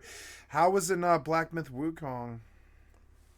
Always worth a mention that I'm not covering They're racist. every single game that was mentioned. There's a lot of stuff for like mobile games, etc., that are of no interest to me at all. As a simple, easy example, kicking it off right away with a trailer for Shadow of the Road, which is an upcoming samurai CRPG published by Owlcat Games, which received a short trailer showcasing some of the yokai and enemies that we'll be facing in that game. I love CRPGs, looking forward to that one. Still a little early days though, not much more information to go on. Then we have a DLC, I believe late 2020 for Dave Days though, not much more information to go on. Then we have a DLC that was announced for Dave the Diver, a very popular game. The DLC is set for, I believe, late 2025 and looks to be jungle themed. Following quickly on from that though, we have the announcement of Thick as Thieves. This seems to be like a co-op extraction type thing, but where everyone is a thief and your goal is to steal something and then get away with it in competition with several other people playing as thieves. At least that was the gist I got.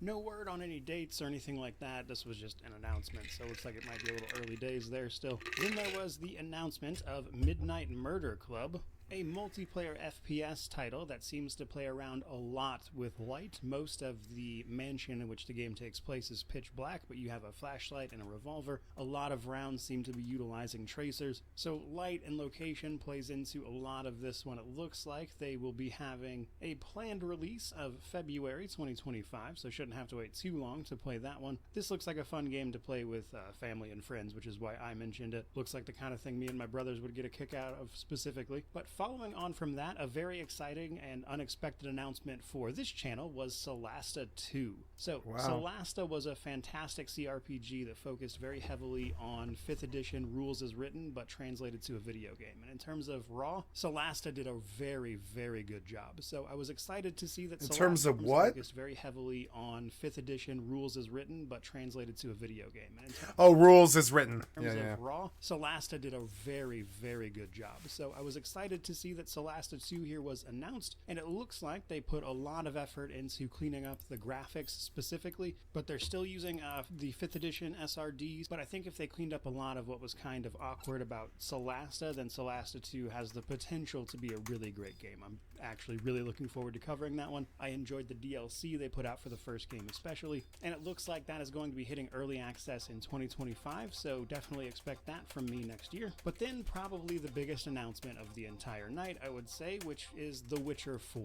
We got a trailer for this, no dates or anything like that, but basically we see Ciri in her role as a Witcher that she has stepped into. It looks like she's the protagonist of this one. That's not really a surprise at all. If you played The Witcher 3 and actually finished it, that's like one of the biggest endings you can get, is Ciri taking up the Witcher's path. So I'm cool with it. The trailer looked awesome, but I will say I do have at least one question that could certainly be explained away at some point, but we actually see Ciri with the trademark Witcher cat eyes here, which is not what she was in the third game at all. She was able to keep up because she trained with Witchers, yes, but most of that was because of her elder blood and not because she took the mutations that would have given her those cat eyes. So while it's not impossible for them to write for that, it is something I hope they don't hand wave away and they actually take the time to explain, but otherwise I'm completely on board. It looks cool. Following on from that though, we had a, I would say, very odd announcement with Elden Ring and Night Rain, which is described as a standalone adventure in the Elden Ring universe. What? Some sort of survival action thing with like 3-player co-op. And I gotta be honest with you. If this didn't have FromSoft's name attached to it, I would say it looks like a cash grab.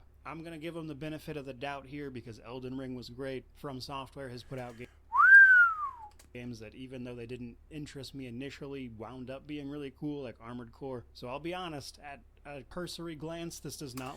I mean, Armored Core was Square Enix, and they've always made a really good Armored Core. And I would say Armored Core's premise has always been really strong.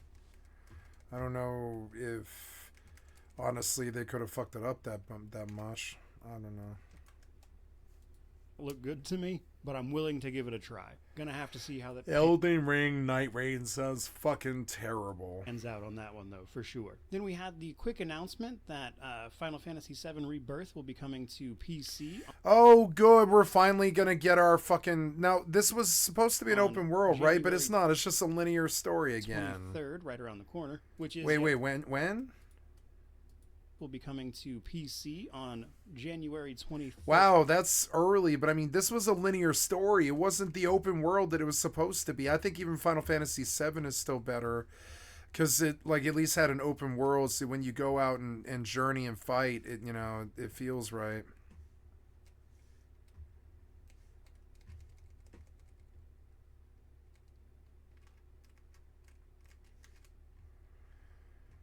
I've done like all the dapple. What I should do, I should go sell.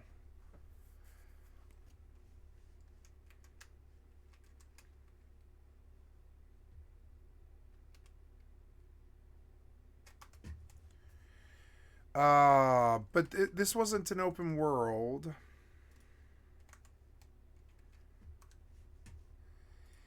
Is Final Fantasy VII Rebirth open world? It's a really big question, right?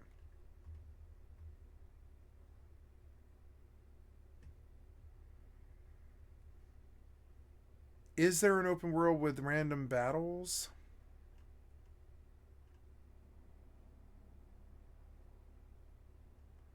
Or you should, or it suck, or you should outright not do. Yeah.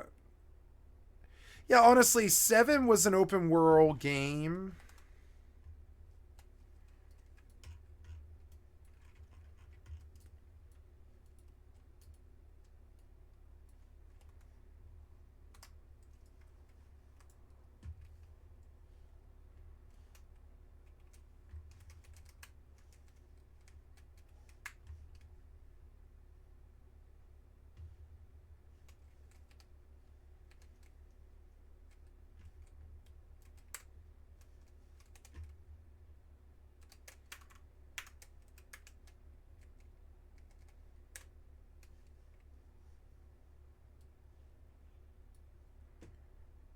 $15 gold. Nice.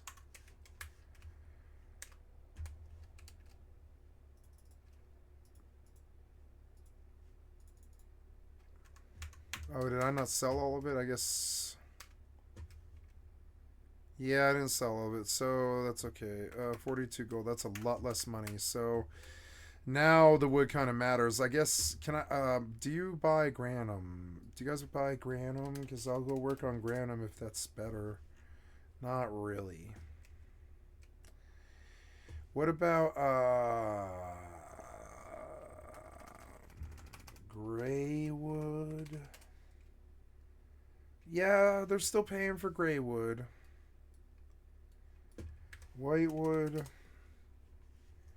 Not really. So Greywood and Dapple, and I don't know, are they still paying for Dapple? Because I think I kind of bought all that out. Yeah, I did.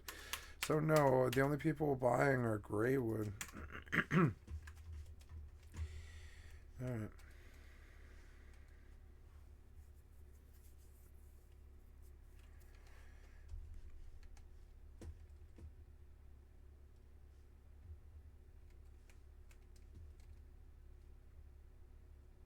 Whitewood.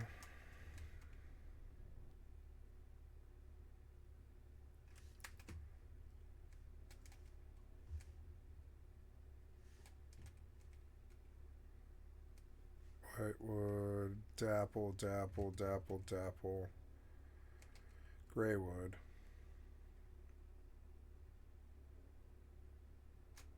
No, that's Whitewood. Greywood is vertical. White, oh no, they're all vertical, but Whitewood, I really struggle to tell these apart. They're so close. Greywood, yeah, Greywood.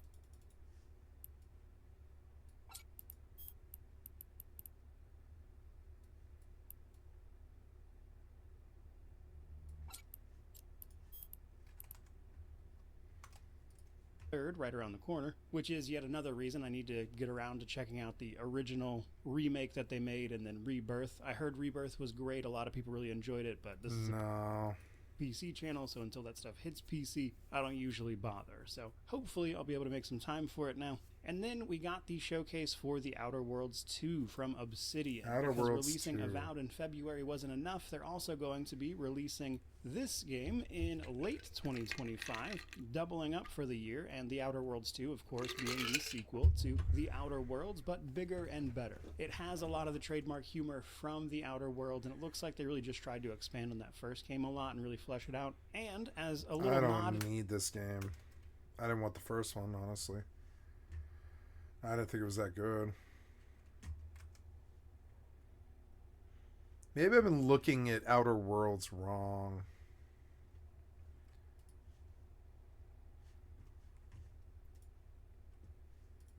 To my own review of the game.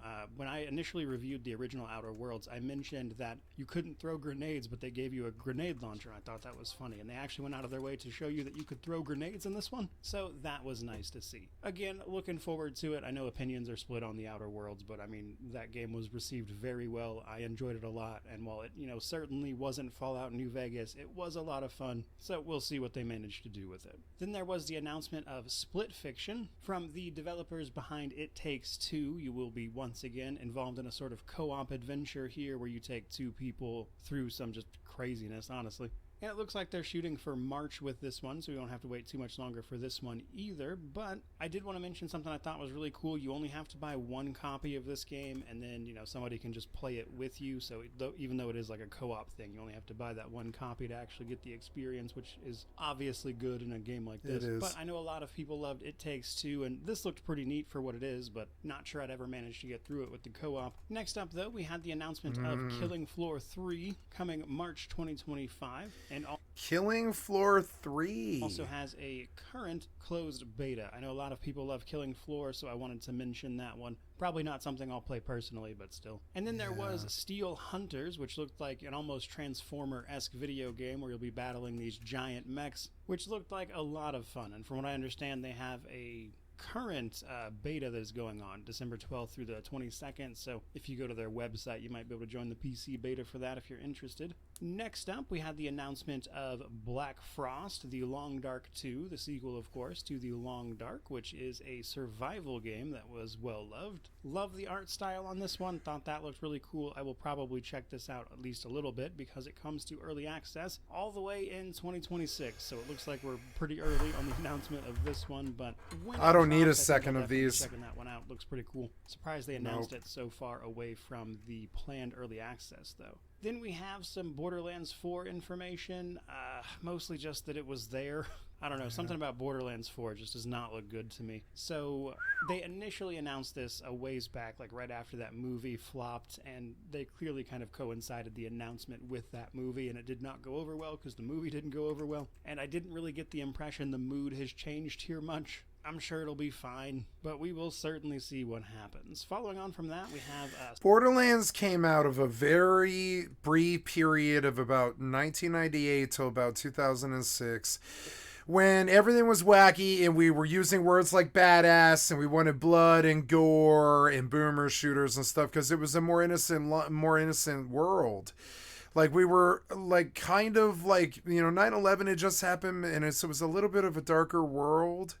But I mean, but Borderlands, its wackiness was never what really made it good. What made it good was that you felt like you were on an alien planet with weird gravity sometimes, and like you were like sweeping through it, just killing all the bad guys. It was never this thing about like characters like Mad Moxie or Tiny Tina or anything like this, and that seems like a cop-out because being true to the Borderlands is actually kind of hard to write for. And then they made one in space that was kind of inferior. I felt that the pre-sequel was kind of inferior. It didn't really play that well. Splitgate.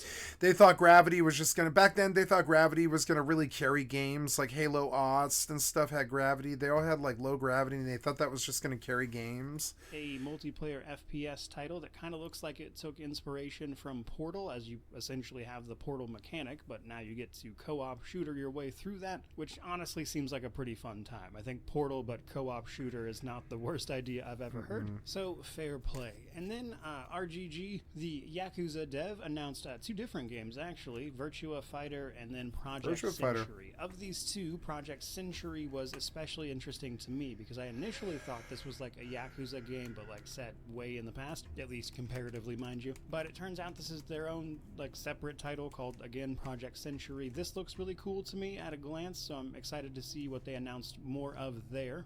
Didn't see any dates or anything associated with that one. And then, kind of very unexpectedly, I would say, following on from that, we had the announcement of Turok Origins. And Turok this was really cool to me Origins. because I used to play Turok in general at a friend's house when I'd go over to like visit when I was quite young. I haven't heard from Turok in quite some time. So the announcement of a game in that series is of interest to me. Yeah, Turok is a really good game, the first one. The second one was inferior, but still a really good game. I would say it's a classic shooter. It's really good, but it was inferior to how perfect the first one was. The first one was really the first really crazy platformer, I think, that was 3D. It was the first really good 3D platformer. That would have been Super Mario 64, but Turok came out like a year or two later after Super Mario 64, I believe. And Turok was like a shooter, but it was also a platformer, and it had a lot of really scary jumping in it and falling and stuff. And it had huge dinosaurs and really good weapons. And to beat the game took like 13 hours or something. But it was like a hard game, and you had lives, even though it you had lives where you had to start the game over if you died too many times. So you didn't get all the power ups and learn where the secrets were. It is a very classic boomer shooter, kind of like Doom, and Turok was a really good game. But then they made 2, which was inferior, and then by then we didn't trust them anymore, though we did like 2. It had the tech bow, which was an explosive bow, and they were like, here, have an explosive bow, and that was really cool. The explosive bow was really fun. It was a really cool thing. The tech bow was cool. But I mean, and I liked 2, and I bought 2 the day it came out. I remember I bought the 2, and I bought the expansion pack for it and all this stuff. And I liked Turok 2, but it wasn't nearly the classic gem that Turok 1 was. And then it stopped being it stopped being a good series, in my opinion. Later on, they realized how big of a mega hit Turok 1 had been with my generation, so they brought it back again, I think, for like a Turok 3, which was really bad. 3 was just bad. It was like an embarrassment on the series, you know. It didn't stay true to the Turok form like 2 did. It was just this terrible story that really didn't hold up. And people liked those games, unfortunately, but they weren't good games. And the scene received them like not well, but like just average, sort of. And then later on, they tried to bring Turok back in the PlayStation era, but as we know, the PlayStation era shooters, and we're talking about the PlayStation 1, so I just say the PlayStation, right? The PlayStation had a lot of good shooters, but it wasn't known for shooters, though. It didn't do shooters too well. I think the best shooter on it was like Medal of Honor, and Medal of Honor was a really good shooter, but I mean, I wouldn't say PlayStation was known for shooters. It really wasn't the best 3D console. That happened later. Even 64 had better shooters than PlayStation 1 had. We didn't get a good shooter on the console till Half-Life 2 Decay. There was GoldenEye. GoldenEye was a really good shooter, and then there was Time Splitters, and there was a whole bunch more other shooters that were really good. But I mean, like the ones that stand out that were like prolific, or you can count on like one hand. And so Turok 3 was really bad, and then they did another one called Turok Evolution or something on the PlayStation 1. It wasn't too good. Then they tried again on the PlayStation 2. They were like Turok fucking 5 or something, I forget. They did like 5 of these, but remember, it hasn't really been good since the first game, way the fuck back, I want to say 1997. But here we are in 2024, and they can't seem to come up with new stuff for some reason. So because the game has name recognition, they try to do something new with it, but they don't ever do anything with it. They don't ever do anything with these games. And so now we're on like Turok number 6 or Turok number 7. But remember, the last 5 weren't good. They were kind of like like Turok played out like horror movies do. The first horror movie can sometimes be good, like Halloween. And I actually really like the sequel to Halloween, even though it's an incredibly bad movie compared to the first one. First one was a good movie, just in general, even as not a horror film, just even as a Hollywood film. Halloween was a good film, but 2 was not. 2 was a terrible film that had the premise of a real horror film, which was you're trapped in some horrible place with a killer that's going shithouse ape house nuts and leaving like a stack of 10 bodies or something, room from room. And so the sequel to Halloween is like when Michael Myers just goes to the hospital and stalks whatever her name is, the girl in that is a Jamie or something like that, I forget. But he stalks like Jamie through the fucking hospital. And I thought 2 was a lot more engaging as a horror film when I first saw it, because it was like, oh, she's passed out fucking dead in a coma in the hospital, and he's escaped from the house. As you remember at the end of Halloween, he's escaped from the house, and she shoots his ass like 5 times or something, if I recall. And he falls off the top of the fucking house, and he like falls like a whole story or something and fucking dies. But then when she goes to look for the body, it's gone.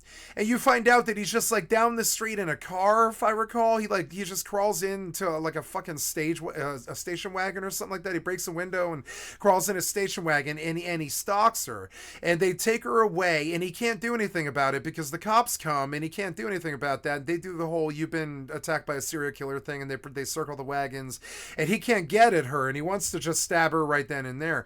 And I felt it was actually a lot more compelling than the first one, which was just like, oh, the girl's being stalked, and it's really a creepy horror movie, and it has a lot of scary parts to it. It terrified America, and it was a classic horror film.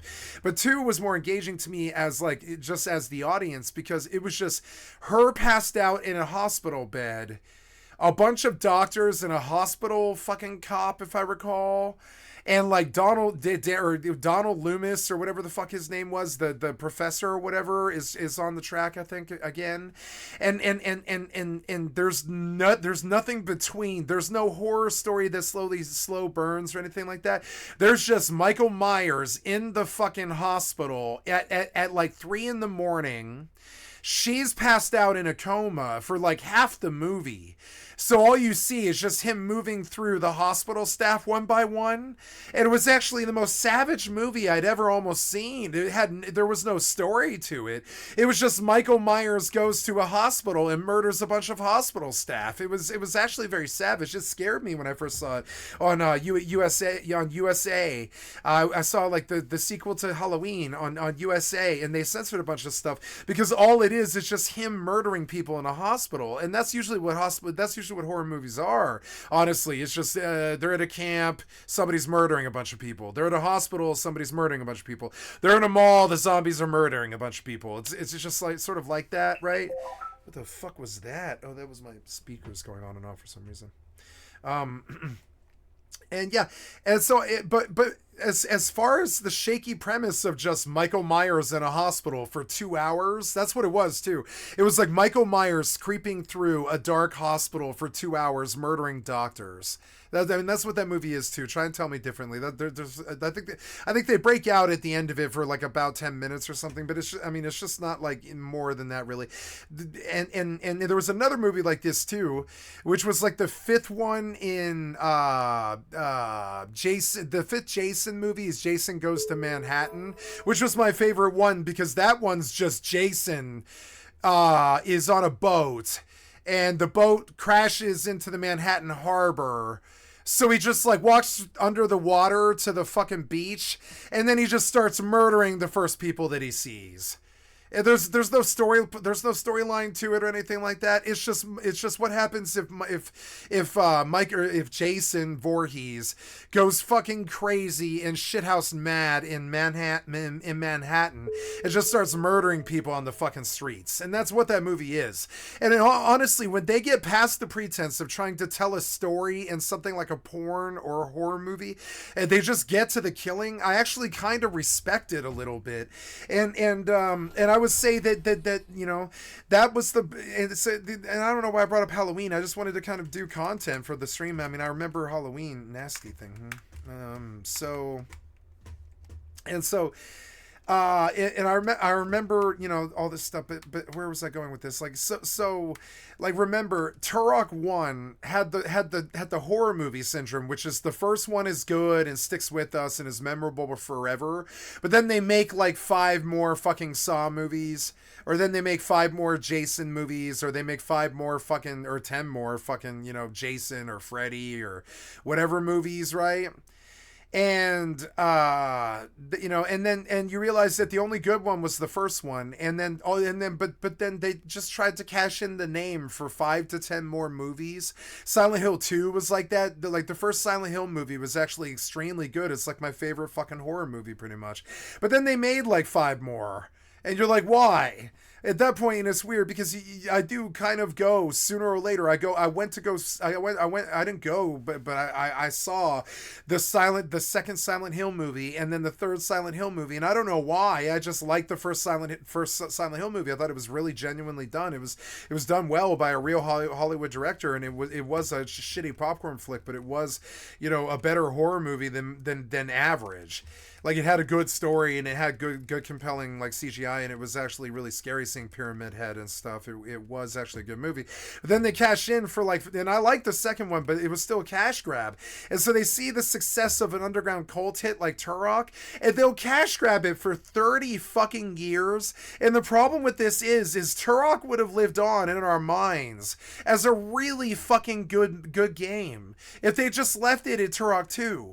But no, they made like 4 more and shitted up the name. So now when you mention Turok, right, and this is what's wrong with these remasters and the remaster generation of people that just keep remastering the same games that I played when I was like 14 years old, is like, you know, like when you poisoned the title by remaking it or sequeling it to death, like for another 5 or 6 fucking games or movies or whatever the fuck it is, like I begin to actively dislike the IP, which is what happened to Turok. And that's very weird, because when I think of Turok 1, I think of Turok 1 as being like, you know, like as fucking classic as Super Mario Brothers 3 or I don't know, like I don't know, what's a really like Skyrim or one of those.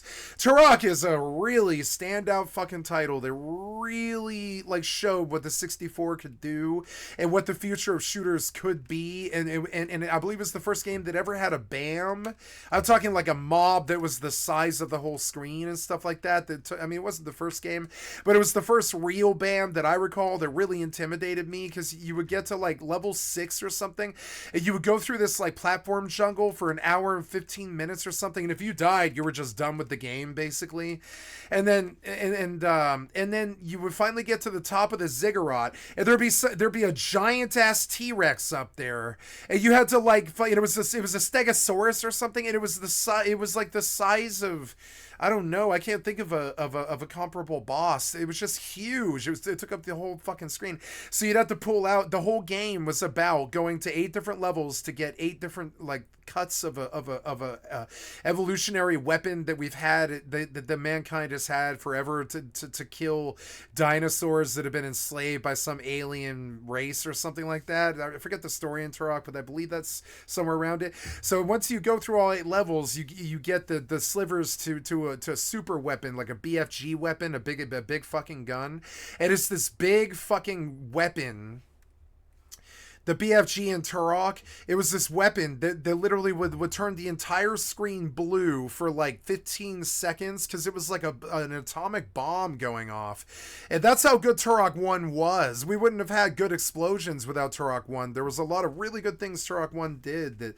you know, that set it aside. But then they wrote it and they did an inferior sequel, which really pissed us off. It pissed off my crew. We thought of Turok 2 as being really good, but it wasn't worthy of Turok 1. It was not worthy of Turok 1, not even close. And by Turok 3, they were cash grabbing. By 4, we hated them. By 5, we were like, why are you doing this? By 6, it was like 10 years later. I think there was one on like the PlayStation 4 even at that point. By Turok 5 or 6, we were like, why are you raping this wonderful IP that you could have just fucking left alone? Like, what the fuck happened to you? And so when they bring up Turok, I'm like, oh no, the developer has to be a goddamn scumbag asshole. That's like saying Halloween 9. It's the same thing with the developers too, as it is with the fucking with the movie directors, right? When you say something like Halloween 9 and it's not H2O, the 20th anniversary, the Jamie Lee Curtis comes back to Halloween to reprise the role as Jamie or whatever, right? And that's sold. H2O sold, and it was a horrible fucking movie, but it's sold because it brought Jamie Lee Curtis back, and it was just, you know, it was a good resurrection movie, and it stood. But all of the Halloween movies in between 1 and 10 made us hate Halloween so much that I don't ever want to see anything having to do with Halloween again. And this was unfortunate because we had one of our favorite fucking, you know, cult of personality dudes, Rob Zombie, try to do the Halloween movies basically better than the originals, or at least not the first one. First one was still a really originally good classic horror movie that had all these tropes that we had never seen before. Like, for instance, the first Halloween movie definitely never showed any violence. It cuts away so you can use your imagination, but your imagination is a lot scarier than seeing somebody get stabbed. It just is. When you don't know what's happening, you're like, oh god, that's far worse. My imagination is running wild. Is he just stabbing her 45 times? We don't know. And it's kind of, you can hear something but you don't know what's going on, and they cut away and you see some knife go up into the air and stuff like that, and they were messing with tropes like that, and that's what made Halloween 1 so good, is they used a lot of film noir tropes and stuff to really like deliver this, like, oh, there's an innocent girl in an innocent town, in any town in America, and she could be stalked by some psycho killer, and the psycho killer won't stop, and he's almost a supernatural force. He's so sick, and he hasn't spoken in 17 years because the only language that he understands is hate, and all this weird shit like this that they tried to paint about Michael Myers. But then they did 8 fucking movies. So then by the time it's like Halloween versus Jason or something like that, or whatever it is, that when it's Freddy versus Jason or whatever the fuck, finally by number 13 or whatever, you're like, oh my god, that shit from 27 fucking years ago? Are you fucking serious? You think that because you attach the name Turok or Halloween to some fucking movie that it's gonna fucking sell? No, the minute that I hear the fucking name Turok, I think, oh my god, that's like saying Halloween 9. There's no possible fucking way that Halloween 9 is good. There's no possible way that the director of Halloween 9 is a good director. There's just no fucking way. There's no, we just know by that point it's Halloween 7, it's Halloween 9. They're just cash grabbing the fucking name that they got on a cult outbreak, you know, cult status film that shouldn't have been as successful as it was. It just captured the minds of the people at the time, and it just was a cult status film. So then they just cash grab for 20 years, and so then by the time that they say Halloween by 2000 and I don't know 10 or something like that, remember the original Halloween was 1978 or something like that. And so then by 2010, they're like, would you like Halloween 13? And we're like, fuck no! Rest home alone. So very, very tired. You know, so very, very tired. Like, it's like Rest Home Alone at that point. How many Home Alones do we need? Home Alone was good. 2 was a good film, but it was inferior to 1. By 3, it was terrible. I think they even had like a 4th one, and by a 5th one, you don't like the IP anymore, and we don't understand why they do this, because honestly, I think they could make more sales off just continuing to sell this old IP from 50 years ago, like Turok 1. Than to drive the name Turok into the fucking ground. Turok was a really fucking cool story. It's this Native American dude, as I recall, and he's like an ancient warrior who spans the ages, and his family defends humanity and stuff, and the dinosaurs are driven crazy by some alien overlord dude, and they're like bionically controlled. And so then, so the alien dude sends these bionically controlled BAMs to control these like 8 areas of the world that you have to travel to, and that's the Turok mythos. And it's always been that good that it sounds like a Super Mario Brothers game when I describe it. But then they do the 5, and now I'm just repeating myself. But like the 5 pieces of garbage that they did after that poisoned me to the point where I wouldn't ever play Turok 1 again. I definitely wouldn't play Turok 2 again. I won't ever. You couldn't pay me to play 3 or 4 or 5. And then you mentioned 6 in 2024, and I'm like, whoever is involved should be blackballed out of the motherfucking industry. That's like actually my response to it. Like when I hear Halloween 9. I'm like, well, why would you let them go that long when you know that they didn't keep making it good? So that you're selling Halloween 9 in 2010 or something like that. I resent you. I resent Halloween. I resent what you did to the industry. Why do you need Halloween 13 or whatever? It doesn't really make sense. Like the sequel-itis affects the video game industry the worst. I really don't think that we needed the 7 remaster. I just don't think we needed that game. It's not what I wanted. I didn't like it when I played it. I bought it 2 times, returned it once, and fucking torrented it, and I still don't like that game. It's just like, come on, man, what the fuck? What? I mean, we needed just Final Fantasy VII. I don't even think it needed to be 3D. I don't even think it needed to be 3D. We just needed Final Fantasy VII to look good. That was it. I don't think we needed to change anything about it. I don't think it needed it to be 3D like the way that they did 7 Remaster even. I think we could have kept it still a 2D plane, but just hand-drawn like Ponyo by the Sea or something. Just hand-drawn, really beautiful. Make Midgar look fucking beautiful in old graphics. Like they used to remake 2D games. You know, they used to remake 2D games to look really fucking good.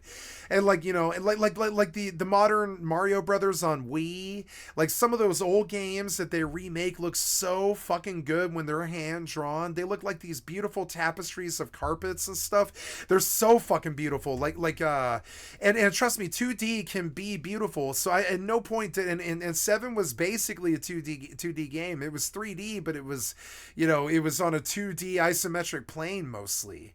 So like you don't need to change that. All Square needed to do was make it look good and give it an orchestral soundtrack and maybe do full voice for the lines. And the same old Final Fantasy VII would have been fine. We did not need that fucking remake. And so then you try and sell me the sequel of the remake that I didn't need. Like honestly, this is what Final Fantasy VII looks like. You know what I'm saying? This is what 7, like the original gameplay, right? This is what 7 looks like. People have probably forgotten. But 7 had a really charming look to it. Like the intro to 7 is really charming. It has a really good charm to it. They didn't need to mess with it, but they did. They added characters. They made ghosts. They made the characters pissant and annoying. They ruined 7th Heaven. The combat wasn't good. Like they didn't need to change the combat from the original 7. They really didn't. They didn't need to change it in any fucking way or form. It was still superior and still good even in 2024. It's still good. I would play the original 7 if I could get one that looked good, but you can't get the original 7 that looks good because it's from like 1996. You can't, like Turok, you can't make Turok good. It's from 1996. It's the same thing. You can't make Diablo good. It's from 1996. You need to make something new. So 7 has a look to it. See, it is 3D. See, this has a vibe to it. Numbers look good. It's 3D, but it's on a 2D plane, and it's isometric, but it still looks like 3D characters imposed over. Sure, the game looks like garbage because it's from 25 years ago, but they didn't really need to mess with this. The only thing that they needed to do was make this look like it had definition. I can show you an example. Gameplay from Octopath Traveler would be a good example. Octopath Traveler 2. Maybe I should play this game. You know, I like Octopath Traveler 2, Traveler 1. Octopath Traveler 2 review. Here's a mortisimal rating of Octopath Traveler 2.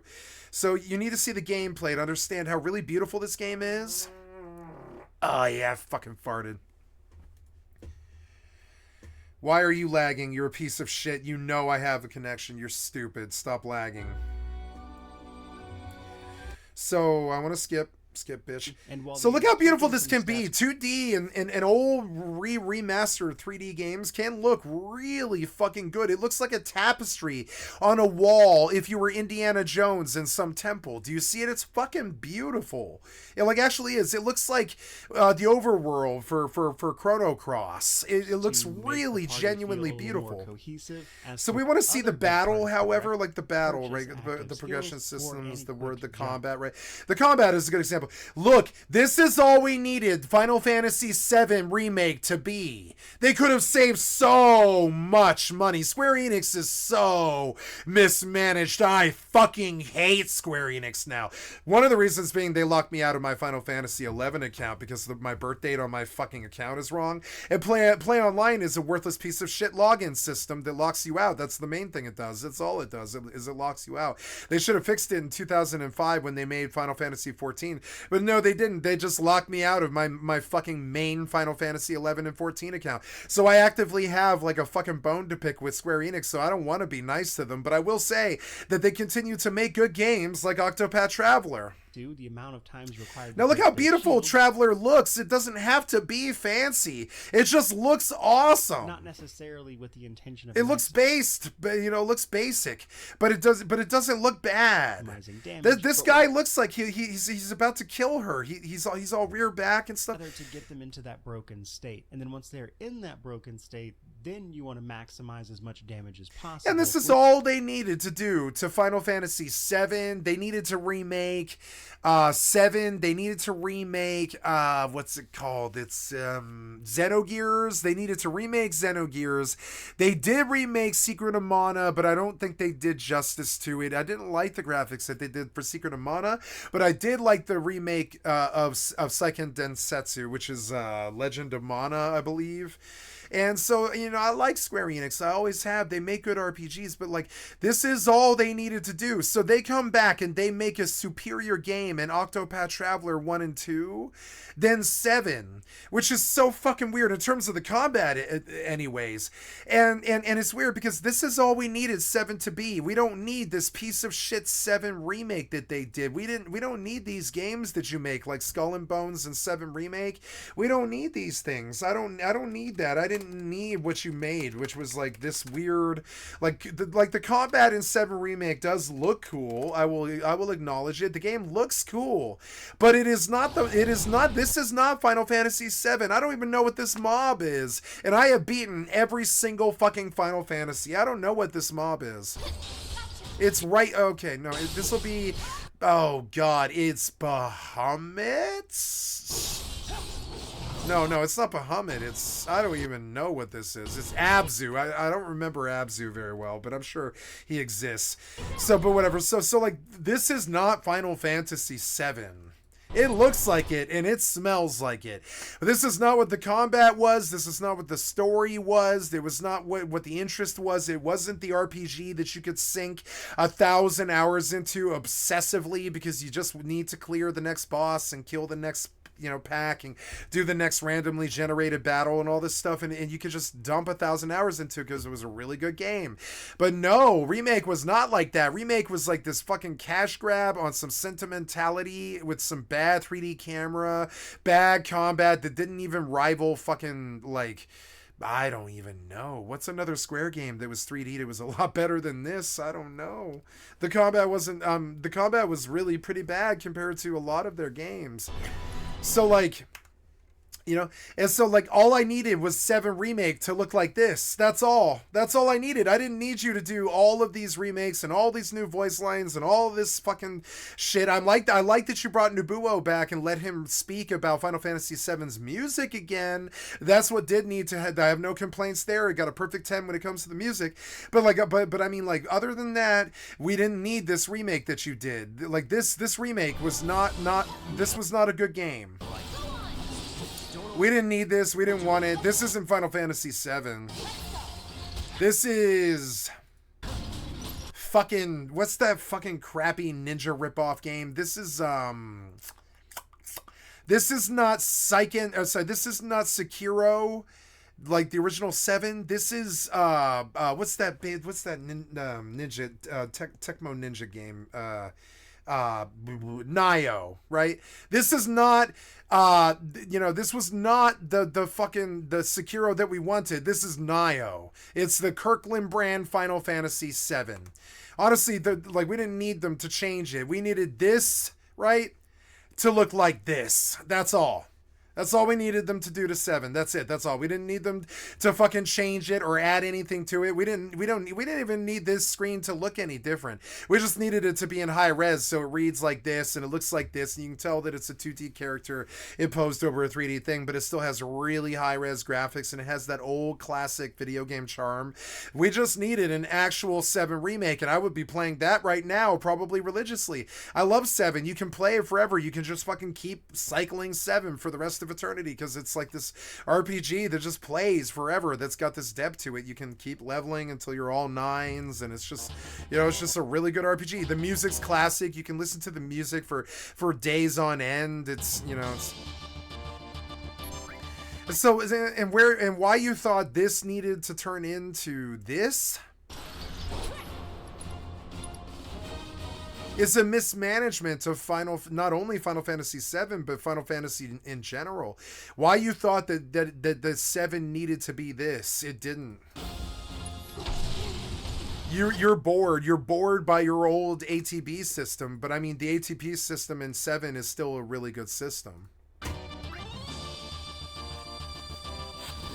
Everyone's got their turn. It plays out like turn-based. It plays out like D&D. It's not that bad of a system, but they were like, nah, no more ATB system unless you want it. People people really like this game. People either universally hated this game or they universally loved this game. It was a dividing game. But this is not the 7 that I wanted. It's not the 7 that I grew up on. The story was some shadow of a fucking remnant of the beauty and grace that was the original Final Fantasy VII. So every time it comes up, I'm like, oh no. You made a sequel to a remaster that we never needed in the first fucking place. Dear God, why? And if you're going to do that, okay, so one of the things about Final Fantasy VII is it's 4 discs. And the first disc, you're constrained to a city. By the second disc and the third and the fourth disc, you have this huge open world that you can just walk around in, that every 25 steps or so, you get a different mob. And it could be anything from a pool of, 450 mobs or something like that. You don't know what you're going to get. And it was really genuinely good. And that's what Final Fantasy VI was with the overworld. It looks like this. This is what Final Fantasy always was. The overworld, right? What did the overworld look like, right? No, not the music. Not the music, but the actual fucking overworld. Yeah, like there. So the Final Fantasy overworld looks like this, and you can travel it in every 25 fucking steps or so. And since Final Fantasy VI, which is the game that we're currently looking at right now, since Final Fantasy VI, this is my favorite Final Fantasy by far. More so than 7, because you can have a good Final Fantasy without graphics. You absolutely can. And so, like, and so this is what traveling in the overworld of Final Fantasy VI had. And this is what Final Fantasy VII had as well. But like, but you don't get it for the first disc. You don't get it for the first, like, I don't know, 40 hours or something like that. You don't leave Midgar for the first like 40 hours or something. And then they blow your mind. You get out into the most vast world that you ever really experienced before in Final Fantasy VII, I would say. When you get out into it, you're like, oh my God, I'm going to spend another 150 hours here just trying to figure out where all the towns are. I'll be lucky to do this in under 100 hours without a definite playthrough that I follow religiously, but it's probably going to be more like 350 to 1,000 hours, and that's usually what Final Fantasy games do to you. Now, 7 did this perfectly, and it was and it still is considered to be the greatest and I don't like the phrase JRPG, so I will pointedly ditch that language, and I'll say it is considered to be the greatest single-player RPG of all time, you know, Final Fantasy 7. But I mean, why Yoshi thought that he needed to fucking, you know, whoever's running 7 or whatever, whoever's running this shit, why you thought that this needed to turn into like this. We didn't need 7 to be anything more than this. And so, okay, if you're going to fucking cash in on Final Fantasy's name, if Final Fantasy VII's name, I'm actually okay with Square Enix doing that. I don't mind. It's their business. They can do it. It's their IP. What I don't want is some kind of revision. The revision was not acceptable. It was not acceptable to me. It was some pale comparison to the original story. It didn't get you involved with the characters. The characters were pissant. All they needed to do was make Octopath Traveler out of Final Fantasy VII so that it looked really genuinely beautiful. Where the boost system comes in. Every turn, each boost was good. I love the boost system in Octopath. It's really good. Vulnerable to. Yeah. Hey, look, Octopath is like a ghetto game. It's kind of like a cheap sort of Final Fantasy, but like, you know, they didn't need to be much more than this. This is what we actually wanted from them. What they gave with Octopath Traveler is what we wanted for 7. We didn't need 7 to be any more than this. There's some epic moments in 7 that would be a lot better with really beautiful graphics, yeah. But we didn't want it to be more than anything than this. We really didn't. This is such a classic game. You can't mess with the formula. I don't know why Square Enix did this. So when I hear Turok 5, I'm like, no, fire that guy and get him away from the industry. They're killing the industry. They're like cash grabbing sequel number 7, and it's like no, you're killing the motherfucking industry. You got to stop that. You can't do this anymore. You can't do this to the industry anymore. You mentioned Turok 7, and I'm like, oh no, fire that guy. Fire the entire video game industry. Don't let them make a Turok 7. Don't let him rape Turok's IP any further. That's really how I consider this. It's like rape. It's honestly, when I think of this, I think of like an old South Park joke where somebody is like, I believe it was Star Wars, like as I recall, when George Lucas remade Star Wars, South Park made fun of him because he started cash grabbing Star Wars, and they just had him raping Indiana Jones and raping Luke Skywalker and stuff in the background. He's like, you're gonna hold down, you're gonna take it, because it's kind of non-consensual. The characters themselves would not like a sequel, I don't think. Like, I don't really think that Turok 1 begged for sequels, but they did it anyways. That was Acclaim, if I recall. It was the name of the studio. Was it Acclaim or one of those? I can't remember what the name of the studio was, but yeah. It'll actually be good. Who made Turok 1? That was a really good Turok 1. We're gonna pull the Wikipedia right. Who made Turok 1? That was Iguana. I think Iguana. No, it was Acclaim. It was what Acclaim turned into. Iguana turned into Acclaim, but Acclaim was a really fucking good company. I can show you an example of how classic Turok was, but it just wasn't this game that should have ever been past the first one. It was just an experimental game. It didn't need to go to Turok 7 in 2024. It didn't need to, and it didn't have that kind of following in the first fucking place. People remember it fondly from the 64 era. Yeah, it's got a really genuinely, like, really good reputation. We remember it really fucking well, like Star Wars or something like that. But beyond that, so this is all they needed to make Final Fantasy VII was this, but with better graphics, you know? That's all 7 was, you know? So, like, and we didn't need the game to be any better than that, but you made it into this weird abomination that didn't stick to the story, that all it does is fuel the machinima, desire to fuck Tifa. That's all this was. It was like a weird, like fan service to fucking Tifa and Eris. It was really weird. She's always high kicking. You can do it. This combat was boring. It looks interesting to watch, but playing the combat was like holding down the circle key, just like Final Fantasy 16. Like, say what you want about 15, it actually did have a combat system. It was really genuinely there. Because I know because they morphed it into this terrible abomination of 7 Remake. But 15's combat system did actually have a core meaty core to it. It did. But I look at this combat and I'm like, yeah, this combat sucked when it was in 15, and it sucks when it's in 7 Remake. I like the combat in 15 because I'm bad. I like bad games. But I mean, like, you know, but the combat in 15 was superior to the combat in Remake. By a lot. Like, for instance, you don't really have a lot of interest in getting off of Cloud because none of the other characters do anything, really. And that's just never how Final Fantasy has ever been. If you remember, Tifa was a monk, she was a fist fighter. Barret was a ranger, he was a machine gunner. And that was the original lineup for Final Fantasy VII and stuff. Those are very, very honorific fucking Final Fantasy jobs that have existed for 7 games before they hit Final Fantasy VII. Or even more, like 9, something like that. And those are old jobs from old iterations of Final Fantasy that stood the test of time, that were like the core meaty unit, the core meaty core of Final Fantasy. And like, and it's weird when they just divorce it into this thing about having a longsword and this person punching something. That's not what a monk or a fucking I don't even know what you would call this. I guess it's a warrior with a two-hander. Yeah, like Cloud is a warrior with a two-hander. He's always been a warrior with a two-hander pretty much. So I guess you could call this a warrior, and you could call this a monk, but not really. Tifa in 7 was a real verifiable monk.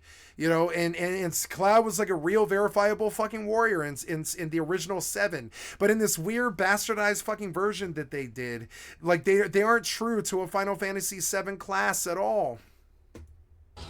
Like there wasn't even real materia in this game, I don't think, because like the original materia was this in 7 was this system that you could get lost in for like 500 hours that would do such crazy things to your character that it would completely change the gameplay to this point where you didn't even have to attack anymore. You would just roll 7s on everything that you did. You'd 7 damage and stuff. There was like crazy things you could do with the systems that would just remove the melee combat from the game entirely and stuff like that. But 7 Remake was just this crappy like redo of Final Fantasy 15 on 15's engine. And I mean, 15 wasn't that good. I mean, I love 15, don't get me wrong, but 15 was not that good. This combat's not that compelling. She's like casting fire, but why? We all know if Cloud just keeps swinging for another 90 seconds, this thing's gonna die. There's no actual RPG combat here whatsoever. She can cast fire if she wants, but it doesn't fucking matter. It's not gonna set him on fire. It's not gonna do anything. It's gonna do 110 damage. He's gonna keep hitting for 20 every time he melees, and eventually Cloud's just gonna melee grind this boss out. It's boring as hell. This combat was not good. It was not Final Fantasy. It was not Final Fantasy VII. They were not religious to the classes. The limit breaks were boring. The storyline was some wretched abortion of the original conception. It wasn't even close to the original story.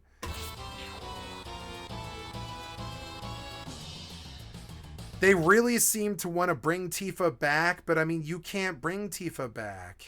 I'm sorry, not Tifa, Aeris, excuse me. You can't bring Aeris back. You can't make Aeris a main character. She just wasn't. She just wasn't. She was in the game for about, 15 hours, something, 20 hours on a 100-hour playthrough. She was in the game for about a fifth of the game. But you just can't make her a main fucking character. Spoiler alert, Aerith dies. She dies like halfway through the fucking game. Sephiroth straight up fucking kills her. It's the greatest spoiler in video game history. Is one of the main characters that you first play in Final Fantasy VII just gets full-blown murdered halfway through. And the world cried. The entire world cried. Oh no. Don't kill me. Don't kill me. Send me home. It's a Sunesis with no tackle. What do you hope to do here, my friend? You don't have this. Something's happening where I can't do anything, so I'm going to turn on my micro warp drive now.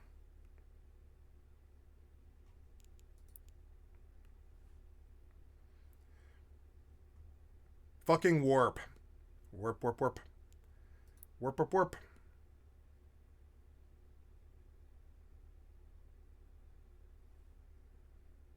Just warp. Just warp. I'm not being tackled. Please warp. I can't warp. Please warp. Please warp. Please fucking warp. Please warp. Please warp. Please warp. Please warp. Please warp. Please warp. Please warp. Please warp. Please warp. Please warp. Please warp. Please warp. Please warp. Please warp. Please warp. You're so dumb. I shouldn't have to beg for goddamn 45 seconds. What the fuck is your problem? Anyways.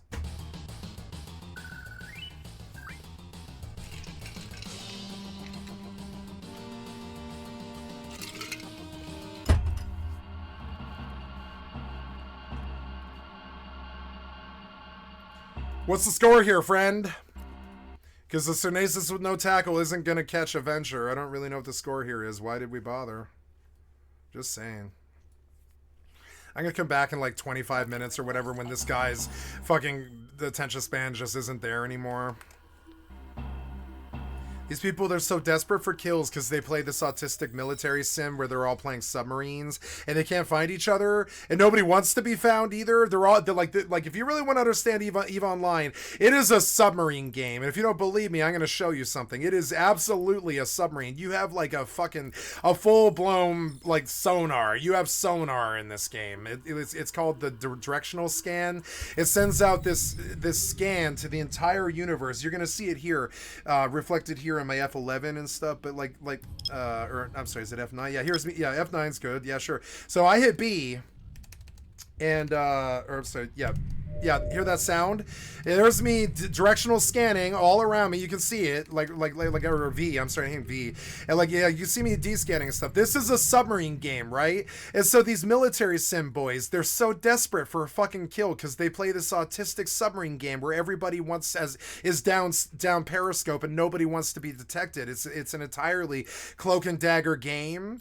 So it's weird. They get so desperate for kills, they show up with no way to even stop you from running, and they just try and kill you with a BB gun because they're so desperate for fucking kills in this military sim where they don't even see a target sometimes for like 6 days, like real life time or something. So I'm the highlight of his week if he can actually kill me. And it's actually kind of funny. It's weird. It's like, always understand the restrictions that you yourself are working under, and understand that because you don't see a lot of PvP action doesn't necessarily mean that you need to jump on every single target that you ever see. It's sort of weird, especially if you can't stop them from running. But they try anyways because they think you're low-hanging fruit or something. But no, they're just rude. They're like rude. Look, he popped the crate like a fucking asshole. What a fucking asshole. I mean, I only lost like 10 mil or something, but he fucking popped the crate because they are fucking assholes. What is your fucking problem, asshole? That's not my money. That's the server's money. Deleting loot is so goddamn dumb, but only piece of shits like this would ever do something like that. Who the fuck deletes loot? Worthless pieces of shit, that's who. Especially in a non-consensual survival game. Piece of shit, worthless, low IQ cocksuckers, that's who. People who don't respect the server, people who don't respect the developers, people who don't respect their fellow community members, people who just don't respect anything are the only people who can pop a goddamn crate like that. Like a fucking cocksucking, worthless piece of shit, no morals asshole. Only assholes act like that. What the fuck's your problem, straight born loser, cocksucker shithead? What the fuck's your problem? But hey, we're on a PvP non-consensual. We all know they're born loser piece of shits with no honor king shitters, no honor, honorless, graceless pieces of shit on a non-consensual. You know, big surprise, he pops the crate. You know, big surprise. Worthless piece of shit pops the crate. Yeah, we're really surprised. Mr. I have no tackle because I'm bad. I'm out in Poshvon with no tackle because I'm bad. And like, seriously, like, Like, I'm not wrong. Anyways, let's put it that way. I'm not wrong. You're out in Poshvon with no tackle because you're fucking bad. You didn't get the kill because you're fucking bad. So you pop my treasure chest that I'm filling mining ore into that goes to make the Sunesis that you fly badly. Because you suck dick at this, and you don't deserve a kill, and you don't deserve the game that you play. You have no idea how it works, or what happens, or how important that ore is to not only the server, but you and the fucking developer. And you just delete it. I mean, the developer gave you the ability to do that. You can do that. You pay your fucking fee. You can do that. But only worthless piece of shit, dishonorable, graceless cocksuckers do stupid shit like that. You can try and defend it or call me an asshole for using crude language or something, but it doesn't change the fact that pretty much everybody in the entire goddamn video game industry is gonna watch you blow up that treasure chest, and they're gonna be like, "You're a goddamn worthless piece of shit, moron." Everybody in the video game industry is gonna be like, "Nope. Why did you just pop that treasure chest, bro? Are you psychotic? Do you just like seeing loot burn? Who cares if I profit from it? It all ends up on the auction house anyways." You're fucking stupid. You just like seeing loot burn. When I walk past the treasure chest, my first thought is a dumb piece of shit ape with 0 IQ is better burn the treasure chest full of loot. You know? But hey, these pieces of shit that play these games, they, as long as they really, really, really prove to you that they have 0 honor, 0 clue, and 0 IQ. And they really got to show you that that shit has taken over where their heart and their brain used to be. They need you to know. They need you to know how worthless they really are. They've got to show you through their fucking actions.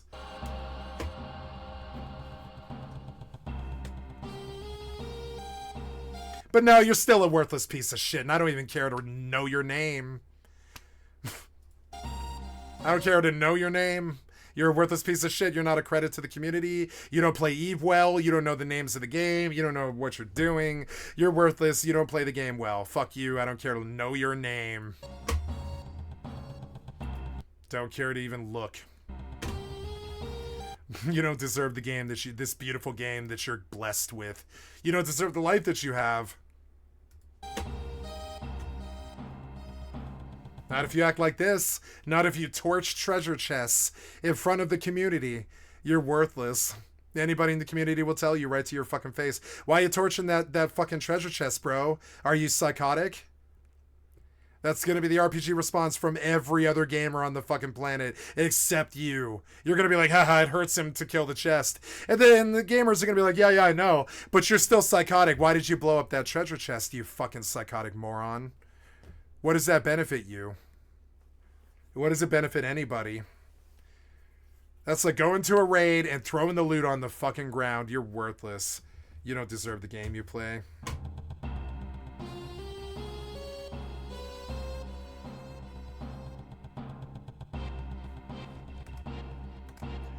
Boom, boom, boom, boom. It's more fun to watch Final Fantasy VII than to acknowledge that these worthless piece of shit skibbity toilet boiling over fucking cock monsters. It's more fun to watch Final Fantasy VII than to acknowledge that these worthless pieces of shit exist.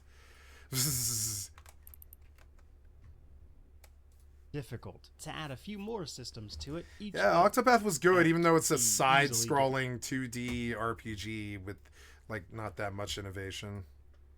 As controller support, so you can basically just download this and have an can you play this on anything but a controller? Amazing experience on Steam. I imagine you probably can. Deck, it is very well suited to that hardware. Yeah, I bet it is. In terms of Steam Deck performance, there's really just not much more you could ask for here. It runs perfectly. But that brings us to our positives, negatives, and then I don't like how they all acknowledge the Steam Deck like it's something that they need to fucking mention, because even the Game Boy, despite it being the fucking Game Boy, pretty much the most successful console of all time, if you mention Game Boy in 2024, people are just going to laugh at you, and that's what's going to happen to these idiots in 20 years, where they're like, oh my god, why did I care so much about that one Steam Deck thing?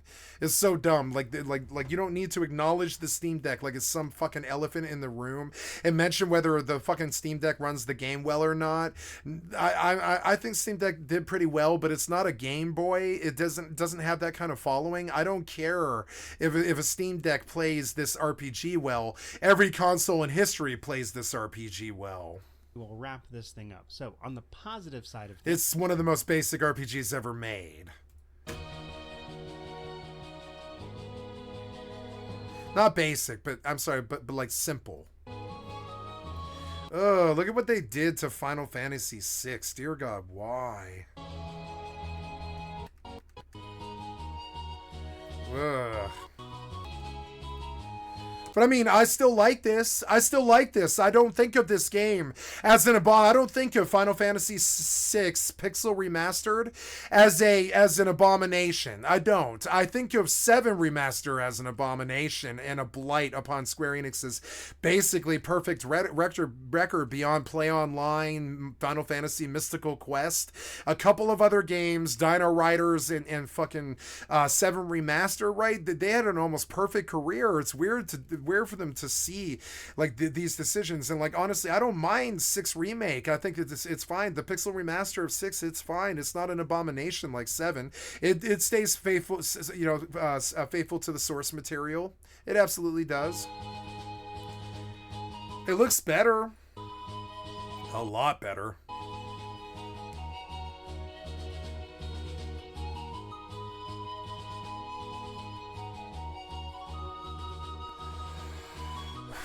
Do you see how she's like raising, like half the party just got wiped by some kind of meteor or something like that? She's like raising the other white mage and shit.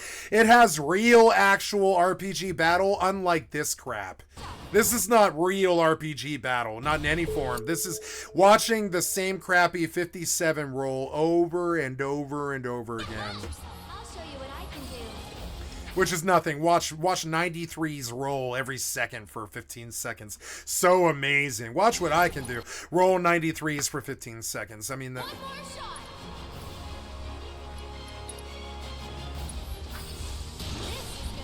shot. I like this game and I played this game, but I mean, I did not need this game. I think it's a bad game. I liked it, but it's bad. It's a bad game. Like, I don't know why I think this is a bad game. Had it come out when I was 14 years old, I would have jizzed my video game panties, and I would have been like, no, it's the greatest game ever made. This particular game would have been the greatest game ever made 20 years ago. But when you step in 2021 with this wretched abortion that's not even true to the source material, what happened here? What happened here? You know, I should buy Final Fantasy VI Remaster and beat it, but it's so long. The game auto-plays, though. You can just have it auto-play battles, so it's not really a real game, you know? Or maybe you can't. I don't know. Can you auto-battle? I don't really know.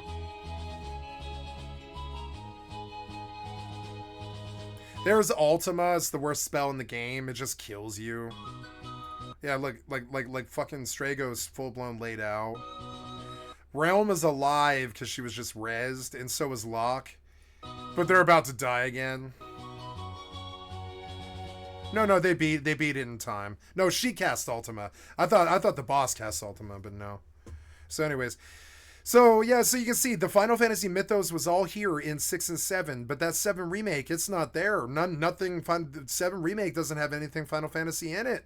in general, I don't really play that kind of game much anymore, but it was kind of funny watching the trailer because... Why are you making Turok Origins? You couldn't make the last 6 good. Well, why? What are you basing your idea that this could possibly be successful on? That's like saying Halloween 9 is going to be the greatest blockbuster Halloween that Hollywood has ever produced. It's not. It's just not. It's Halloween 9. It's just not going to be good. Why? I mean, the ancient pyramid and the dense jungle. I don't need this. I don't need this. You bother me with this one. You bother me with this. Why did you dredge up one of my favorite games of all goddamn time? I was the Turok boy. I was the one in the crew that would just go home after school and they'd be like, "What are you doing this afternoon, bro?" And I'd be like, "I'm going to play Turok for 6 hours." And then until she forces me to go to bed. And they're like, "Really?" And I'm like, "Yeah, I'm going to put on Local H in my headphones. I'm going to play Turok for 6 fucking hours." Berserker, a game that's been announced for a while, but is supposed... to be releasing in March The first of next Berserker. year, so about time for them to start ramping up the marketing, as you might imagine. This trailer was especially brutal, though, and this game looks like it's shaping up to be a pretty brutal I can't action believe you adventure, popped so the crate, I play you a lot of these fucking types of games. Looks cocksucker. fun to me, but we'll see if it manages to actually set itself apart from the crowd on that particular front. Either way, shouldn't have to wait long for it. Then we had a very cool announcement for Onimusha, Way of the Sword. I haven't really seen a game in this series since I was very young. I don't need Onimusha, Way of the Sword. It bothers me so much that you even said the sentence that I'm just gonna skip the fuck past the reality that the game even exists. I'm just gonna skip the fuck past that reality. I don't need Onimusha. I don't need Onimusha, Way of the Sword. I don't want to know the game exists, and I'm going to deny the reality that it exists. Summer 2025, and if you'll remember, this one puts us back in the role of Kyle Crane, and to be honest with you, looks a little more like what I want. I don't care what the name of the Dying Light dude is. Am I weird? Dying Light 2 than Dying Light 2. The melee combat looks brutal again. They made a big show of how Knight would be much more dangerous. It carries on with the story much more directly. So again, this just looks more like in line with what I wanted from Dying Light 2, which wound up being a bit disappointing. So nice to see for sure. And then a game that did not look initially Dying Light was not fun to me. I really didn't enjoy those games. I tried. I thought Dead Island was really good. I own Dead Island remake, but I didn't think Dying Light was good. Interesting to me. Man, I kind of want to play. I could play on GeForce Now. Dead Island 2, or not? Sorry, Dead Island 1, Dead Island remake or whatever. Yeah, I have Riptide and Dead Island Definitive Edition. I like Dead Island Definitive Edition. I think that's actually a really good fucking game. I have it too. I want to buy Dead Island 2, but they won't sell it at a same price. Dead Island is Borderlands, but with melee weapons. That's an accurate portrayal. You get guns, but they're not really the best weapons. They don't really do anything. They do things, but they're for oh shit moments. They're not really. You don't really get guns in this game, not per se, not really. I don't know. You can, but you have to work on it. You have to grind it like Borderlands. This game looks better than Borderlands. The remake is downright beautiful. It wound up being at least on my radar for sure, and this was Game of Thrones King's Road. Looks to be a pretty brutal action No game thanks. set in, of course, the Game of Thrones 11/11 Memories Retold. In 2025. The trailer got me interested, but we'll see if it actually manages to materialize as anything of note. As I've noticed with Game of Thrones stuff, it tends to be pretty hit or miss. Nearing the end, however, we then had I would say, follow-up to the announcement of Mafia: The Old Country. Of course, Don't care. The next entry in the Mafia franchise. This one's set in 1900 Sicily, around the of course it is. of the Mafia. Skip. Third from the bottom, however, Skip. we then have some more information on Crimson Desert, which continues to look incredible every time they This show. good. Yeah, this looks good. So it looks like they're aiming for late 2025 on this. Too early. That engine's not looking so good. I was already very interested in this beforehand. Listen to me. I've become such a fucking jaded asshole. This industry jades you, like, and you're dismissive of things, of people's like life's work. You're like dismissive of it. You're like, nah, go back. You end up being like a fashion guru kind of, and you're like dismissive of like some fashion fucking or some designers like life work or something. And it turns us, this industry turns you into such an asshole, kind of. You're like, nah, I don't need it. Fuck you. I won't pay attention that you exist. That's the sort of stuff that it does to you. You're like, nah. After playing enough bad games, you're like, nah. It'd be dangerous for me to pay attention to you. Yet another bit of it'll be expensive for me to pay attention to you. Game that looks fantastic. The level. Yeah, this looks good, but it needs some more time. This engine does not look that good. The whole nine. Excited. I don't know. That engine doesn't even look as good as Black Myth Wukong. Actually, get my hands on that one. Fuck, I wonder if I can get Black Myth Wukong for cheap on Steam. I need to add it to my wish list because I heard that game's good. I don't like that when I hear things like that, like the Black Myth Wukong is good. No, I don't need help. I need the store. Yeah, give me my refund. Black Myth Wukong is $60. We're gonna add to wish list. Oh, it is on my wish list, yeah. Every once in a while they sell this for $30, but I figured they would do it for Christmas, but no, I don't think so. Yeah. The Christmas sale wasn't even that good. Where is the Steam Christmas sale? It's fucking December 14th.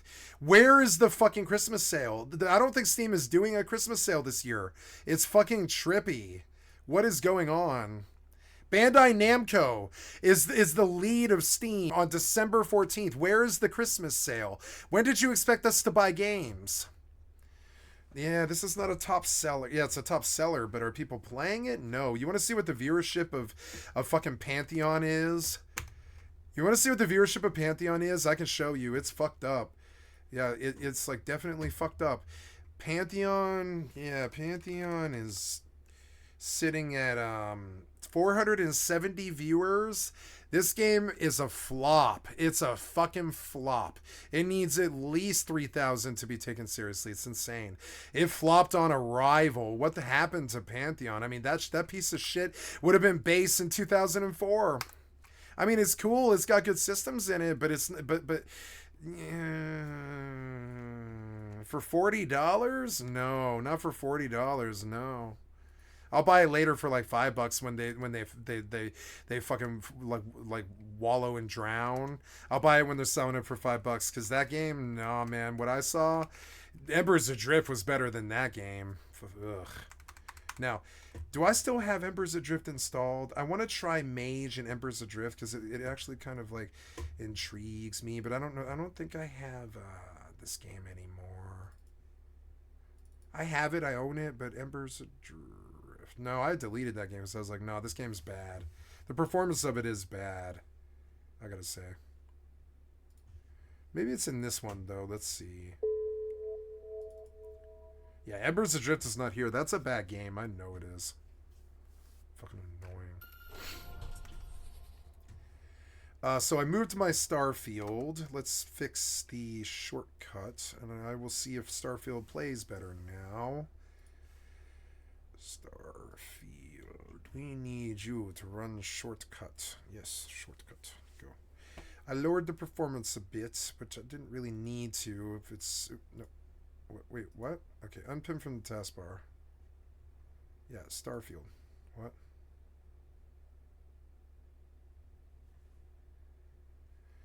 Can this play if I moved it? I don't know. I don't really even know. Yeah, hey, it did. Nice, cool. Pin to taskbar. You're loading better. That's good. Oh, Jackdaw. Structures, duck. Warp drive active. Why are we back? Or whatever. Bye. And I'm full too. Cluster shut down in 5 minutes. I lived. Beep. Continue.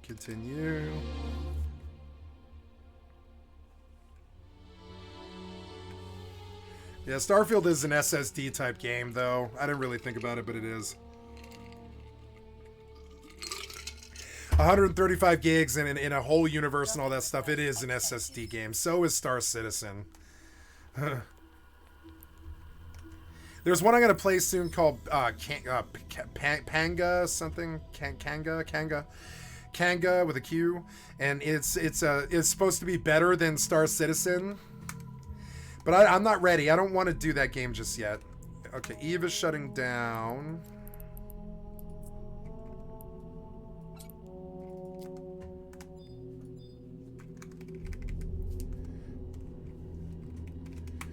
Oh, it's playing better, it's loading faster, everything's running well. So there's some settings that kind of got like a skew here, like for instance, the render scale, the render resolution scale. I want it all on ultra because I have render resolution scale. I think the volumetric's good, the crowd density can be high, motion blur, ultra, contact shadows, ultra, 16x. All layers use anisotropic. Let's bump it all the way up and the VRS and all this. And the depth of field, and we'll go back and we'll take a look at the results. I don't like the motion blur. I think I'm going to kill that, but all the rest of it is fine.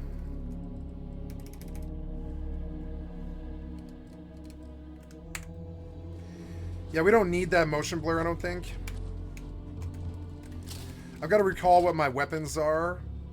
I think I want to more emphasis on... I want the music at 40, but I want the effects set like higher. Like 75. This is a combat game to me, really.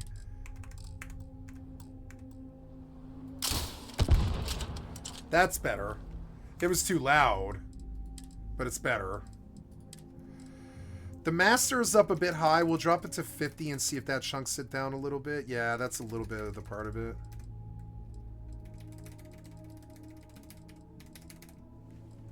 Try that.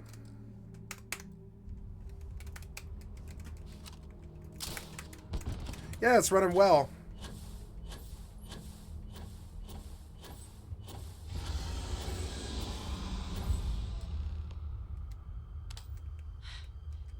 Either I got hit harder than I thought, or you've got some incredible timing. Regardless, I think it knows you're here. I'll unlock the door. Second floor, main building. But be quiet.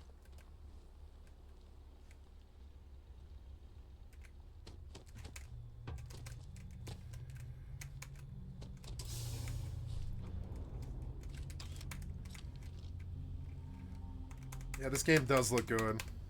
Oh, I want to re-examine my settings. You know, this heater is on too high. I turned it too high. It would have been back down to like 65. Yeah, 65.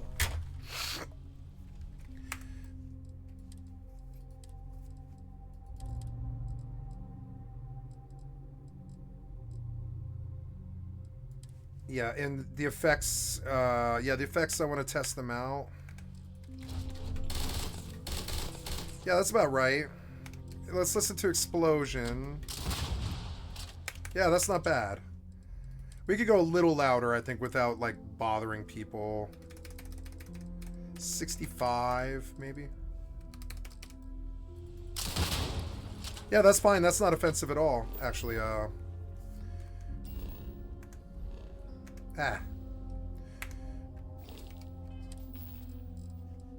Oh, look, it's all the mods are running really well. Oh, I don't have a blood mod, huh? Oh, I don't know. Maybe I do. Oh, I don't know. This does not look to have been motivated by theft. That may make it worse.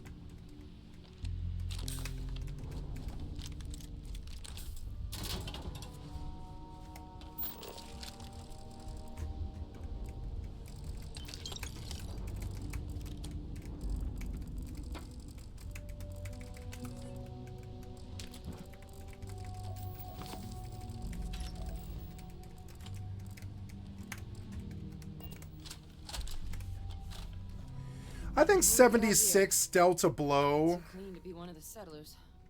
Or a pirate. You see on patrol, maybe? Commit. Voices aren't loud enough. Like, the master's not loud enough, I don't think. It needs to be higher. Voices need to be at 65.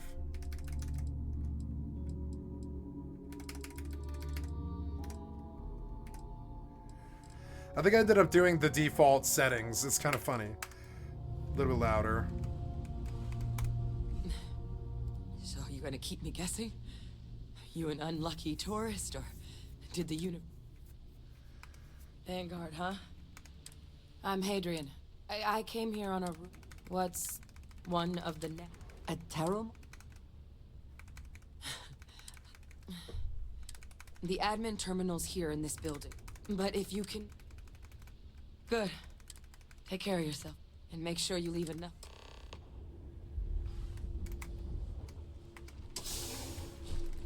Oh, the sensitivity is too high. 22 is too high, so take me down to like 14.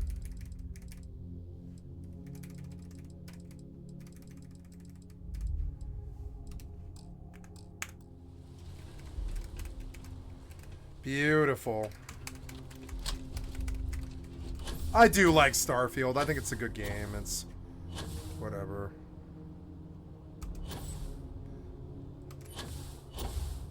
It's modern. Unlike all of their other stuff.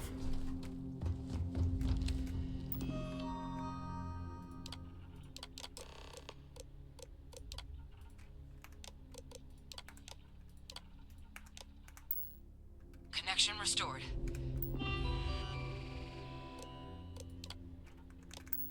I'll make this quick. Power fault detected. Plant's turrets took a beating, but I should be able to get you a couple of kill lanes. Just get the thing to chase you down the alleys between the buildings, and you'll lead it right into a crossfire. Hello? I don't need turrets. Found this earlier. You I'll notice kill those this thing in sensors 5 around the seconds. facility? Part of a livestock tracking system. Should let you keep tabs on how close the terramorph is. It's not connected to this network. There should be a terminal in the adjoining room. Tune it to 183.5.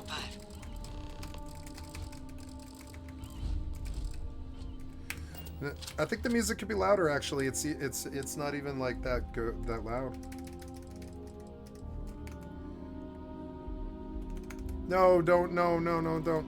Oh, wait. Where's the Christmas sale? When does Steam Christmas sale end?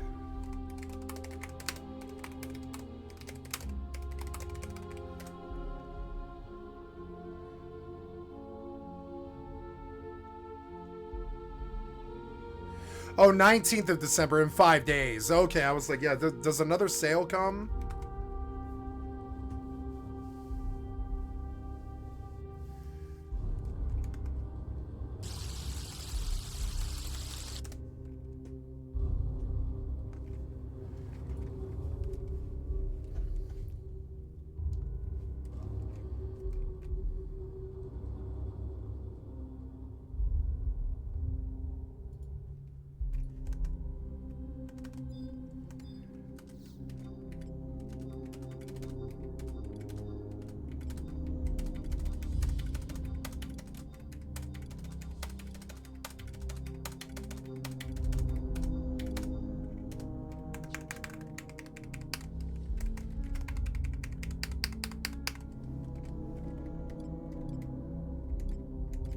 Oh, I'm out of fire.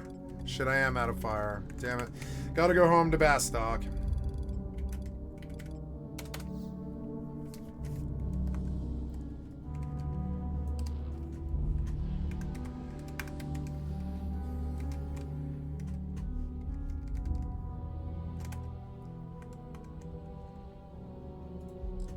Maybe it's a little...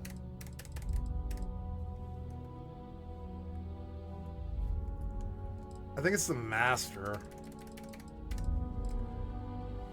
Yeah, that's it.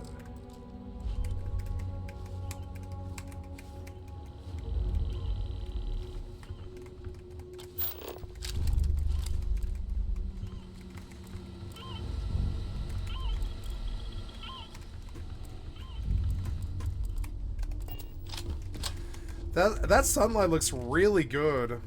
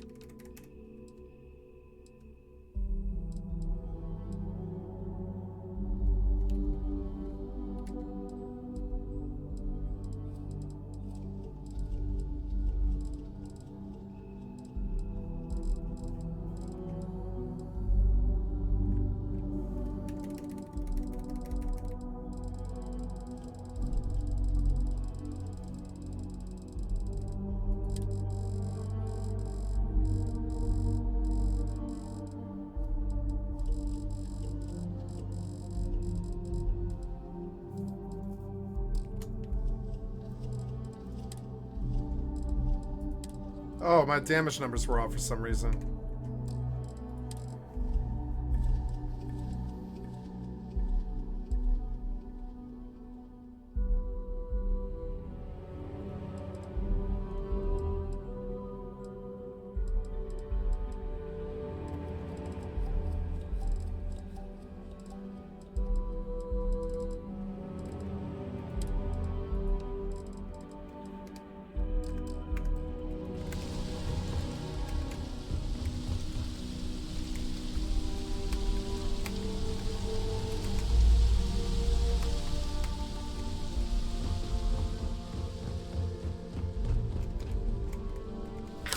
System offline. System offline.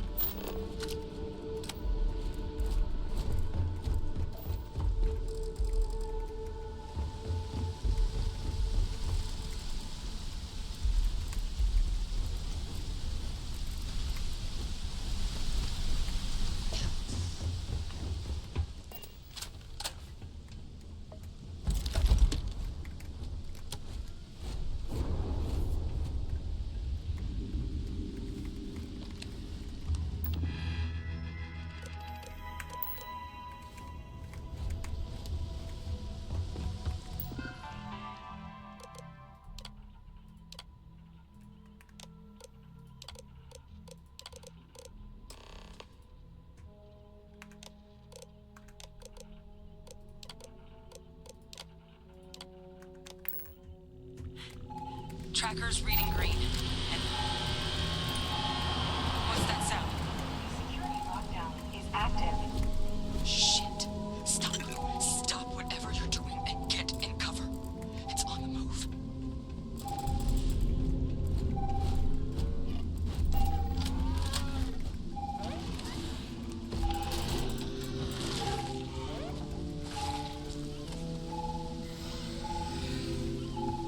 Look, I wouldn't engage directly if you could avoid it. The kill lanes. They're set up but need power. There's breakers on each of the buildings you can throw to get them live. Once they're online, Or I could just turn kill more it. towards the lights and watch the fireworks. Give it hell, Vanguard.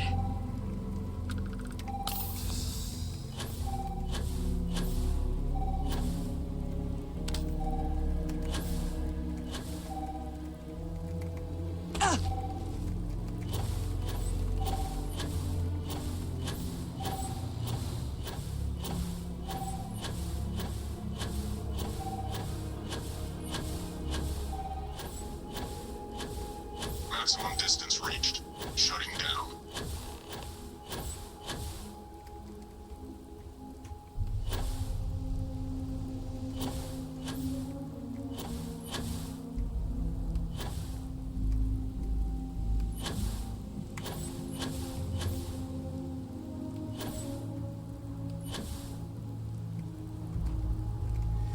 You know, it's funny because the outside of the ship is just a model. It's not the actual inside of the ship. It's interesting.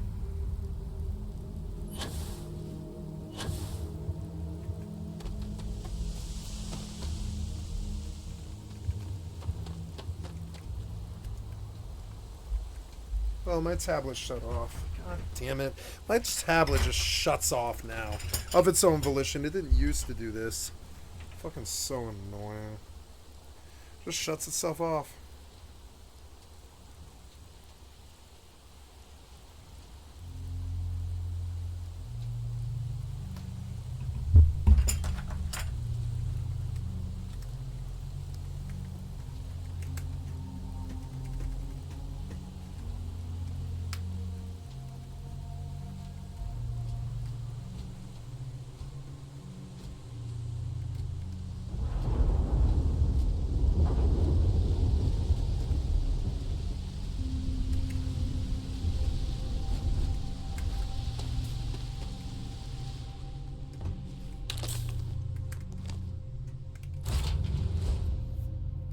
I've got something. It loads for your fast. money, boss.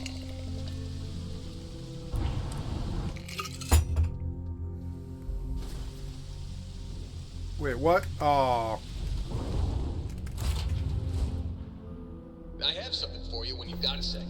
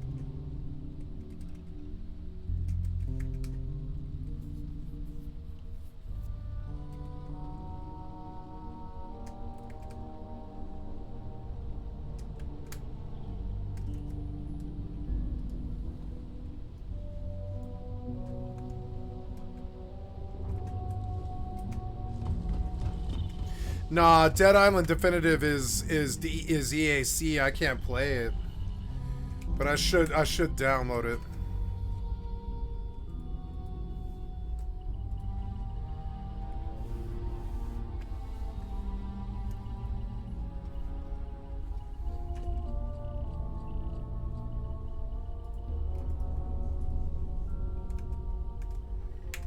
I'm not really enjoying this planet's music very much. I'm gonna kill it.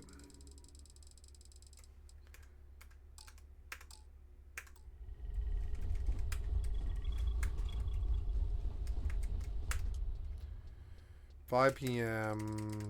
12 hours will be 22 hours UT Universal Time, but local time it's 5 p.m. local time. 12 hours will put me at 5 a.m. 14 hours. Let's try that.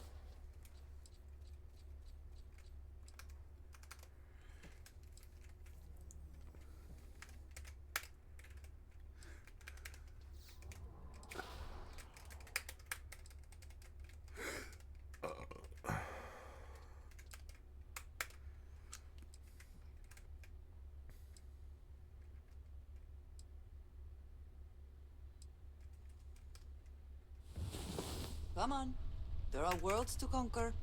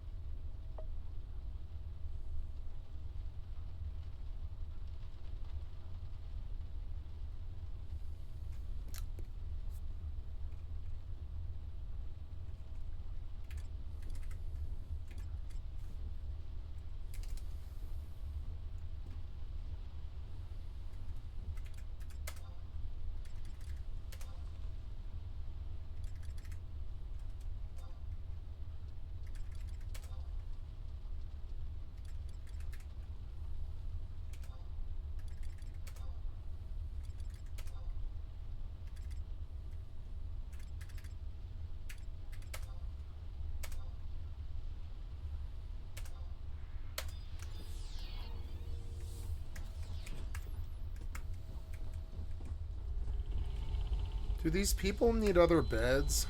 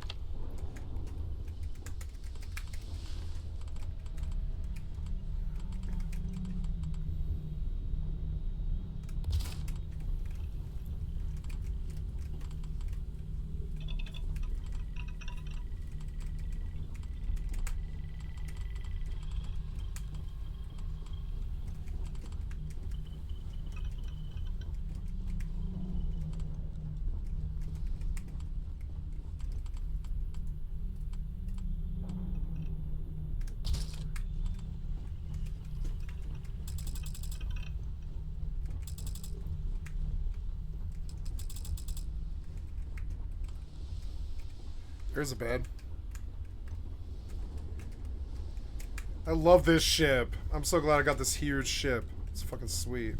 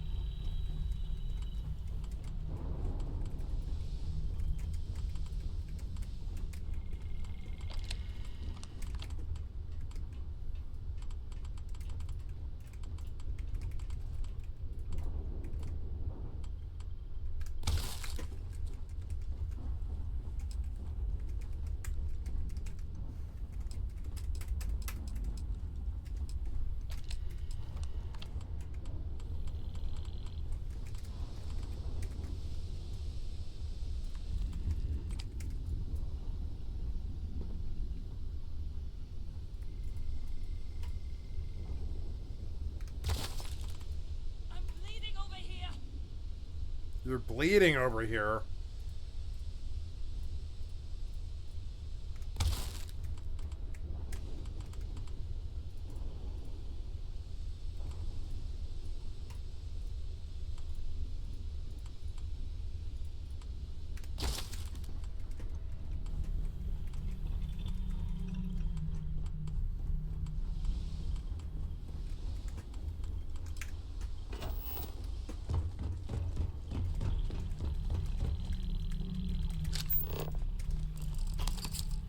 Hey, you need something? Heck yeah, I do. Benzene. It blew my mind.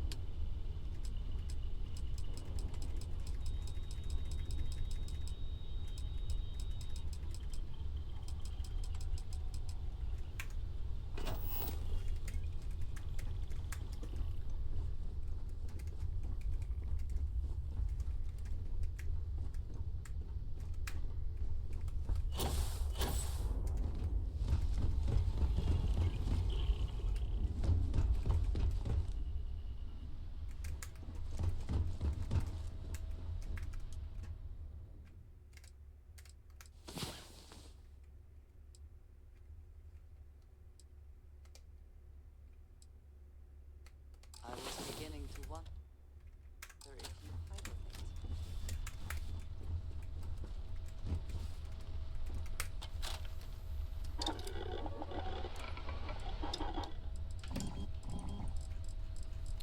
I have so many guns.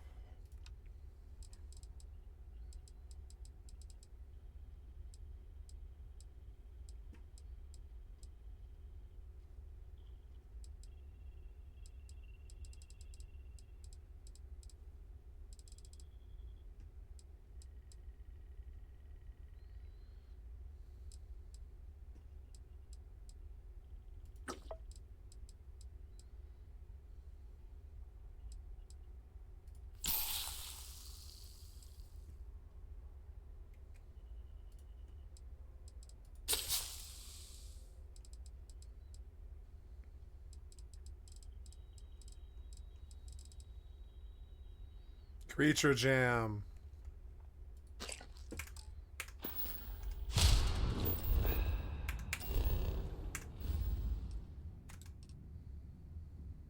Oh no, you logged me out again? Oh, I hate the inactivity thing. You're so annoying. I always come back. I feel like I always come back about a minute past when it hit. It's just a little too short. It needs to be like 5 minutes longer. It's fucking stupid. Logging Immortal takes time too. It's annoying.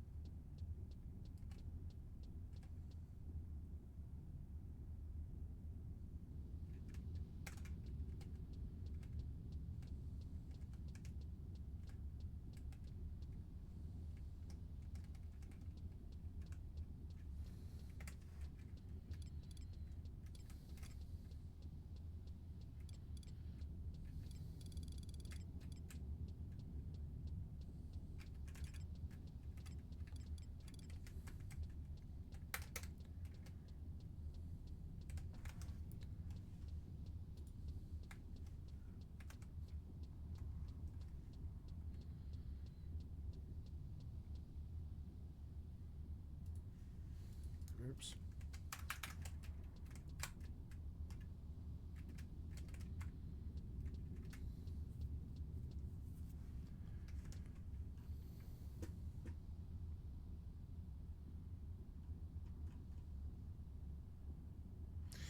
Let's listen to Chop Strife Hayes play Daggerfall. I see a couple of you in the chat are discussing allegations of tax fraud. I would like you to use the word allegedly within the sentences that involve any mention of tax fraud, as in, until it's proven it is alleged, and we can never go back to Tulun. Yeah, I'm just sorry. I'm having a protein bar. If I am on the primary monitor, but you are busy cleaning your apartment, is it still the spirit? Yeah, so the second monitor is not about actually being monitor number 2. It's more about vibes. It's more about the general attention that you're paying to it. Like, if I'm on the primary monitor, but you're not watching, then that's fine too. You can't afford monitors, you can just hear me. You get the same experience. That's fine. Now, I've actually managed to... I've solved the problem we have here. Let me show you. The problem which I have solved. Ladies and gentlemen, good evening to everyone. How are we all doing today? I have put some more gel on my hair because, my God, my hair's long in a haircut. I seriously need a haircut. I'm at that kind of annoying stage now where, like, it could go kind of like long, and you've seen The Mummy. I'm kind of at that point now where I'm like the Egyptian guardian within the film The Mummy. If I let it grow a bit longer, I'll do that kind of sexy long hair thing. And if I get it cut, I can do the actually, style. Why do you quote The Mummy over and it's over in and over kind of again? middle bit where I'm not quite sure where it's going to go to. It's not great right now. It must be his favorite film. That's a horrible fucking movie. Might need to trim the sides and keep the top long. That's what I'm going to need to do. So, I've got 2 things to talk to you about. The first is the extremely long 250 game review video. I watched the footage back and realized there was a problem with the lighting, which was causing a lot of digital noise in the background, which is where the darker colors on the screen flicker and pixelate, and I'm not happy with that. So I've ordered some more lights and we'll be refilming the entire thing. Really? Because I don't want to put out a video that I am proud of, and I don't want to put out a video that I feel has lower quality than it deserves, especially for a 1.5 hour, 250 game review. I would rather literally redo the entire thing than put out anything that is less than perfect. So, it's okay. Because I know what I'm doing now, I can film the whole thing in about a day. Maybe a day and a half. Just let AI fix it. Ah, you don't understand art. No. I see that Apollo has found something to bark at. Fantastic. See what he's barking at in a minute. So no, I'll be refilming all of that. The second thing is, I wanted to... We're playing Daggerfall again, by the way. We're going to carry on. Where's Dog? Give us Dog. Dog is demanded. Hello. Come here. Come here. Yeah, you get to slip here for a bit. Hello. Hello. Oh. What are you barking at? What's happening? What's going on? Have you defended me? Is the house safe? Are we safe from all the people who would attack us? Are we safe from the big attacks? We good? You cool? Okay, yep, you're cool. He's fine. We're just gonna sit back here and hang out for a minute. It's a Japanese Spitz, for anyone who's bothered. He's full of fluff and fur. He's a very loving dog. Oh, oh, oh, oh. Yeah, well done. You sometimes know what you're doing, don't you? You sometimes know what's going on. Normally he's just a big cloud, just a big fluffy cloud. I have no room. He's well trained enough. He's well trained enough. What are we looking at? Have a look around. That's Daggerfall. Yeah, it's the second Elder Scrolls game. I've been telling you all about this. There'll be a test. There'll be a quiz. If you've not been paying attention, that's your fault, not mine. Hey. Okay, cool. It's food time now. There we go. You may go back to your bed. Excellent. He's had his attention. He can now return to his bed. Ugh. And I'm covered in white fluff. Everything I own now is covered in a layer of white fluff. Absolutely everything. I should look at the custom classes. No, don't worry about it. It's fine. This class is perfect.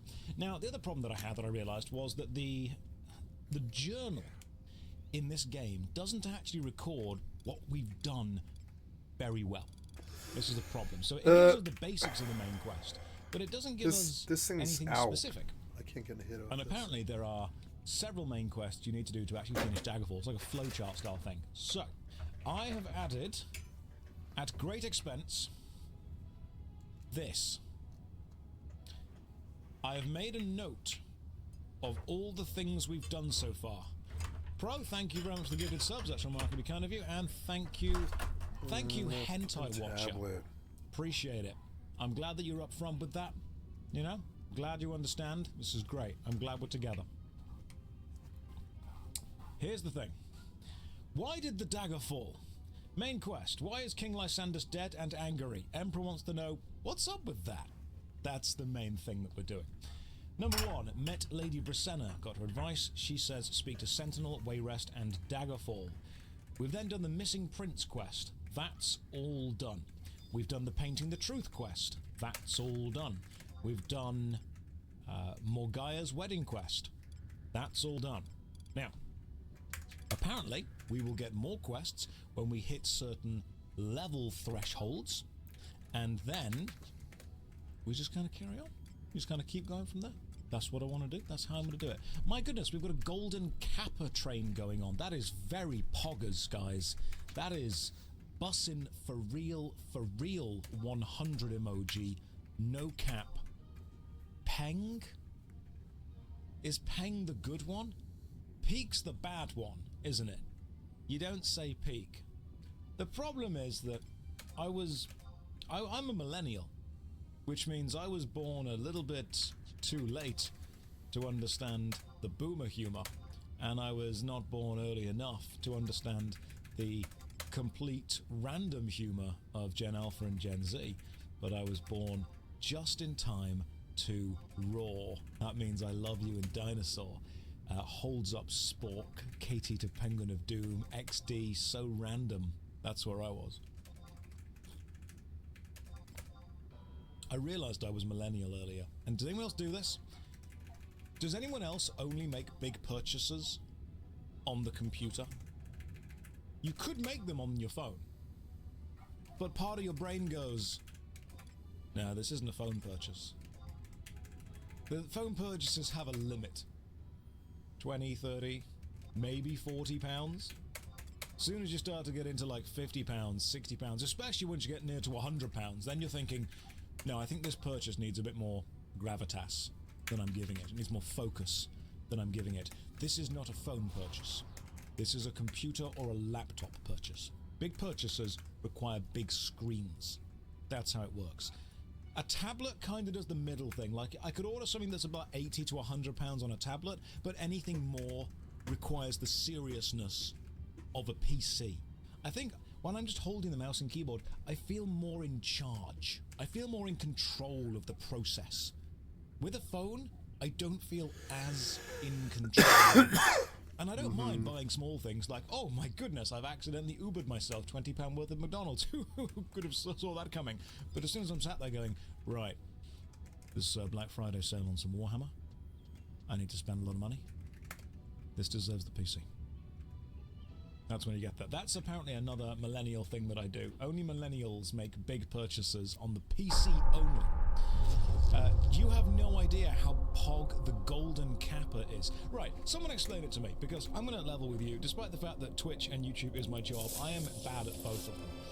What is the golden kappa train that is currently happening in the chat? Now, I understand what the hype trains are. It's Twitch's way of using FOMO, or fear of missing out, to force you to donate money really quickly.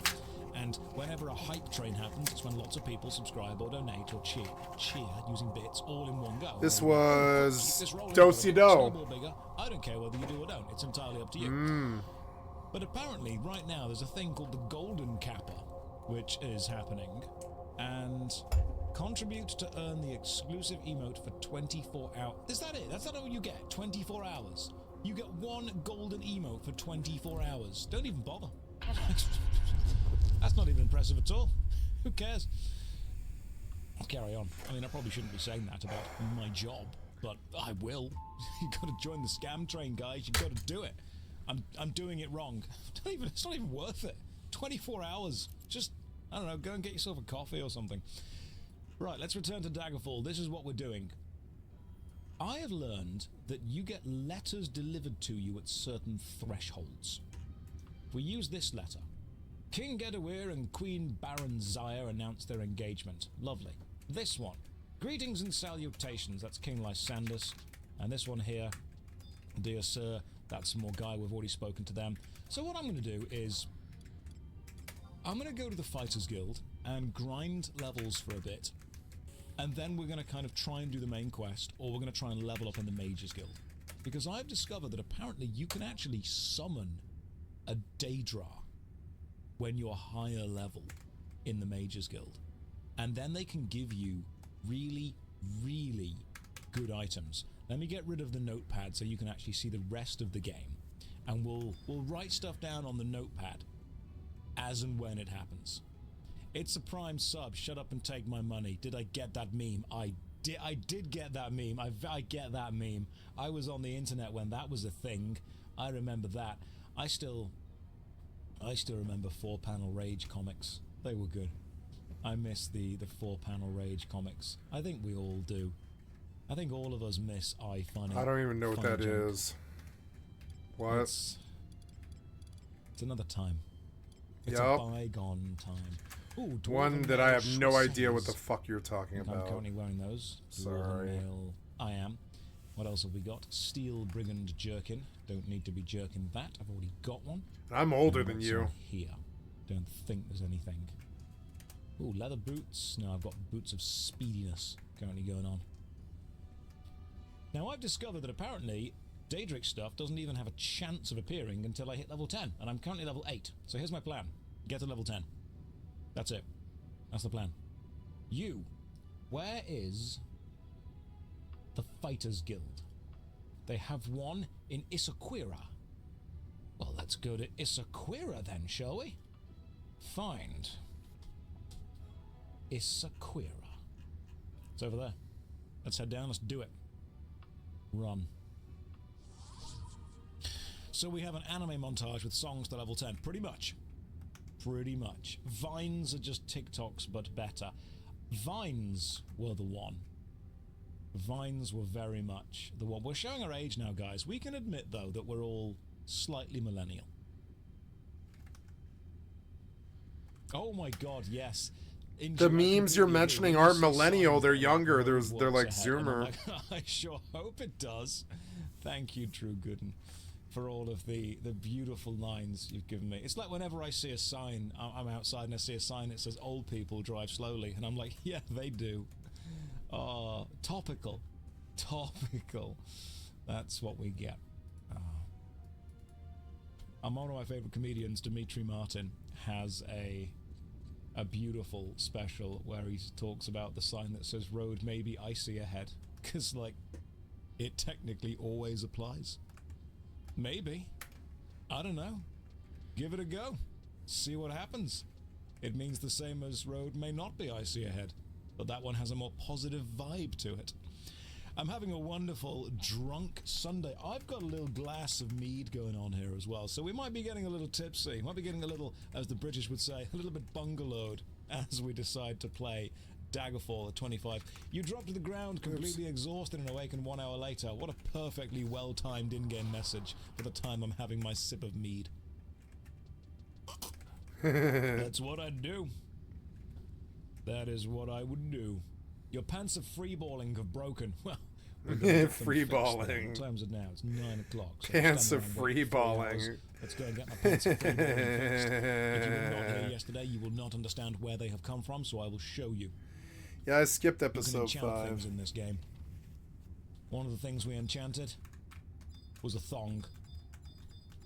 It is that thong just there. You can name things as well. So here's what we did. Pants of freeballing. Cast Pants and of hold, free freeballing. action. So as long as you're wearing these pants, you can't be paralyzed, you can't be stunned, you can't be locked down. Ooh, Problem nice. is, in order to give your equipment bonuses like that, you need to balance it with drawbacks. So we've also put the drawbacks. User takes damage in holy places twice. So these are the pants of sinning. If we wear them, we cannot be stopped. But if we go into a church, we will burst into flames. That's how these pants work. Just so you know. They're evil. Left the character passed out and his pants broke. That's just the way Daggerfall works. I need you to repair these pants for me, please. Repair. It will cost them 0 gold. Oh, that's just beautiful. I'm aware that my character looks like Doctor Doom with a moustache. I didn't mean to do that. I wasn't going for that on purpose. It just kind of happened. So, we're not gonna focus on the Doctor Doom with the moustache. It's just a dark elf, just a regular dark elf. Now here's what we're gonna do, as far as... Am I wearing my special... I think I am wearing my special magical cloak of absorption. I should be anyway. So here's what we do. We cast the spell Cheese Thumping on the floor. And again, and again, and again. In fact, as many times as we possibly can, let me rest until healed. Has anyone in the chat... Why are there enemies nearby? Oh, what the hell? Mummies don't normally appear this late at night. Stitched into the zombie's decaying flesh, you see the following message. Sir Antidote, it would be an honor to have you visit me in my demence, I'm guessing that's a word, I don't know, at your convenience. I have a small matter that you are ideally suited for. As always, my servants will test your mettle. Feel free. You know, I skipped one of these, and I'm going to go back because they are actually really good.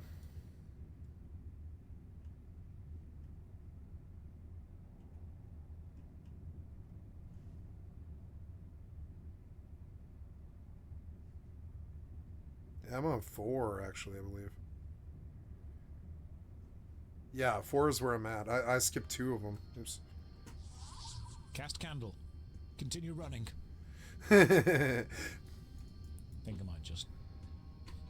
Think I might just use the fast travel. Wow, it gets really dark. Where were we going to again? It was Ham, wasn't it? Find something to do with Ham. Was it Holham? Holham. Let's travel to Holham. Immediately. We will do an overground. Your jumping has improved, your swimming and running has improved. Lovely stuff. We are now better at everything. It's raining in the game, lovely.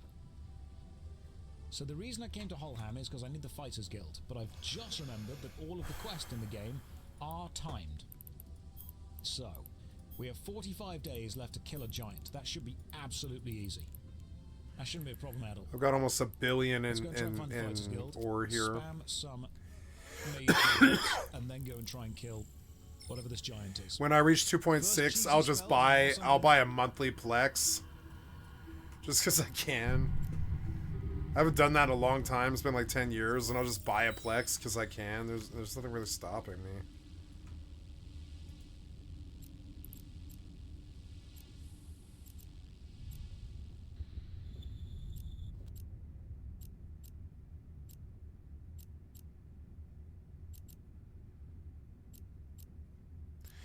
Oh no, there's no anomaly in this site today. Oh, really? Oh well, that's alright.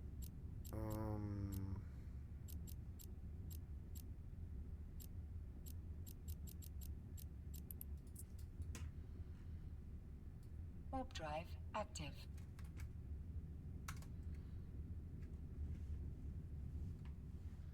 Ham. We've made a sandwich, haven't we? This is a sandwich build. If I were a fighters guild, where would I be? Probably that big square building over there. Fighters guilds are not... The main quest is timed. Yes. Well, kind of. When you first start playing the game, you have to go and accept the main quest within a couple of days of playing. If you don't, you miss the main quest permanently. What? Other quests that you get given are then on timers. You must go and kill X thing within X few in-game days, otherwise you lose it permanently. So that's actually the Mages Guild, which means the Fighters Guild might even be this way. But you don't lose the game. If you don't accept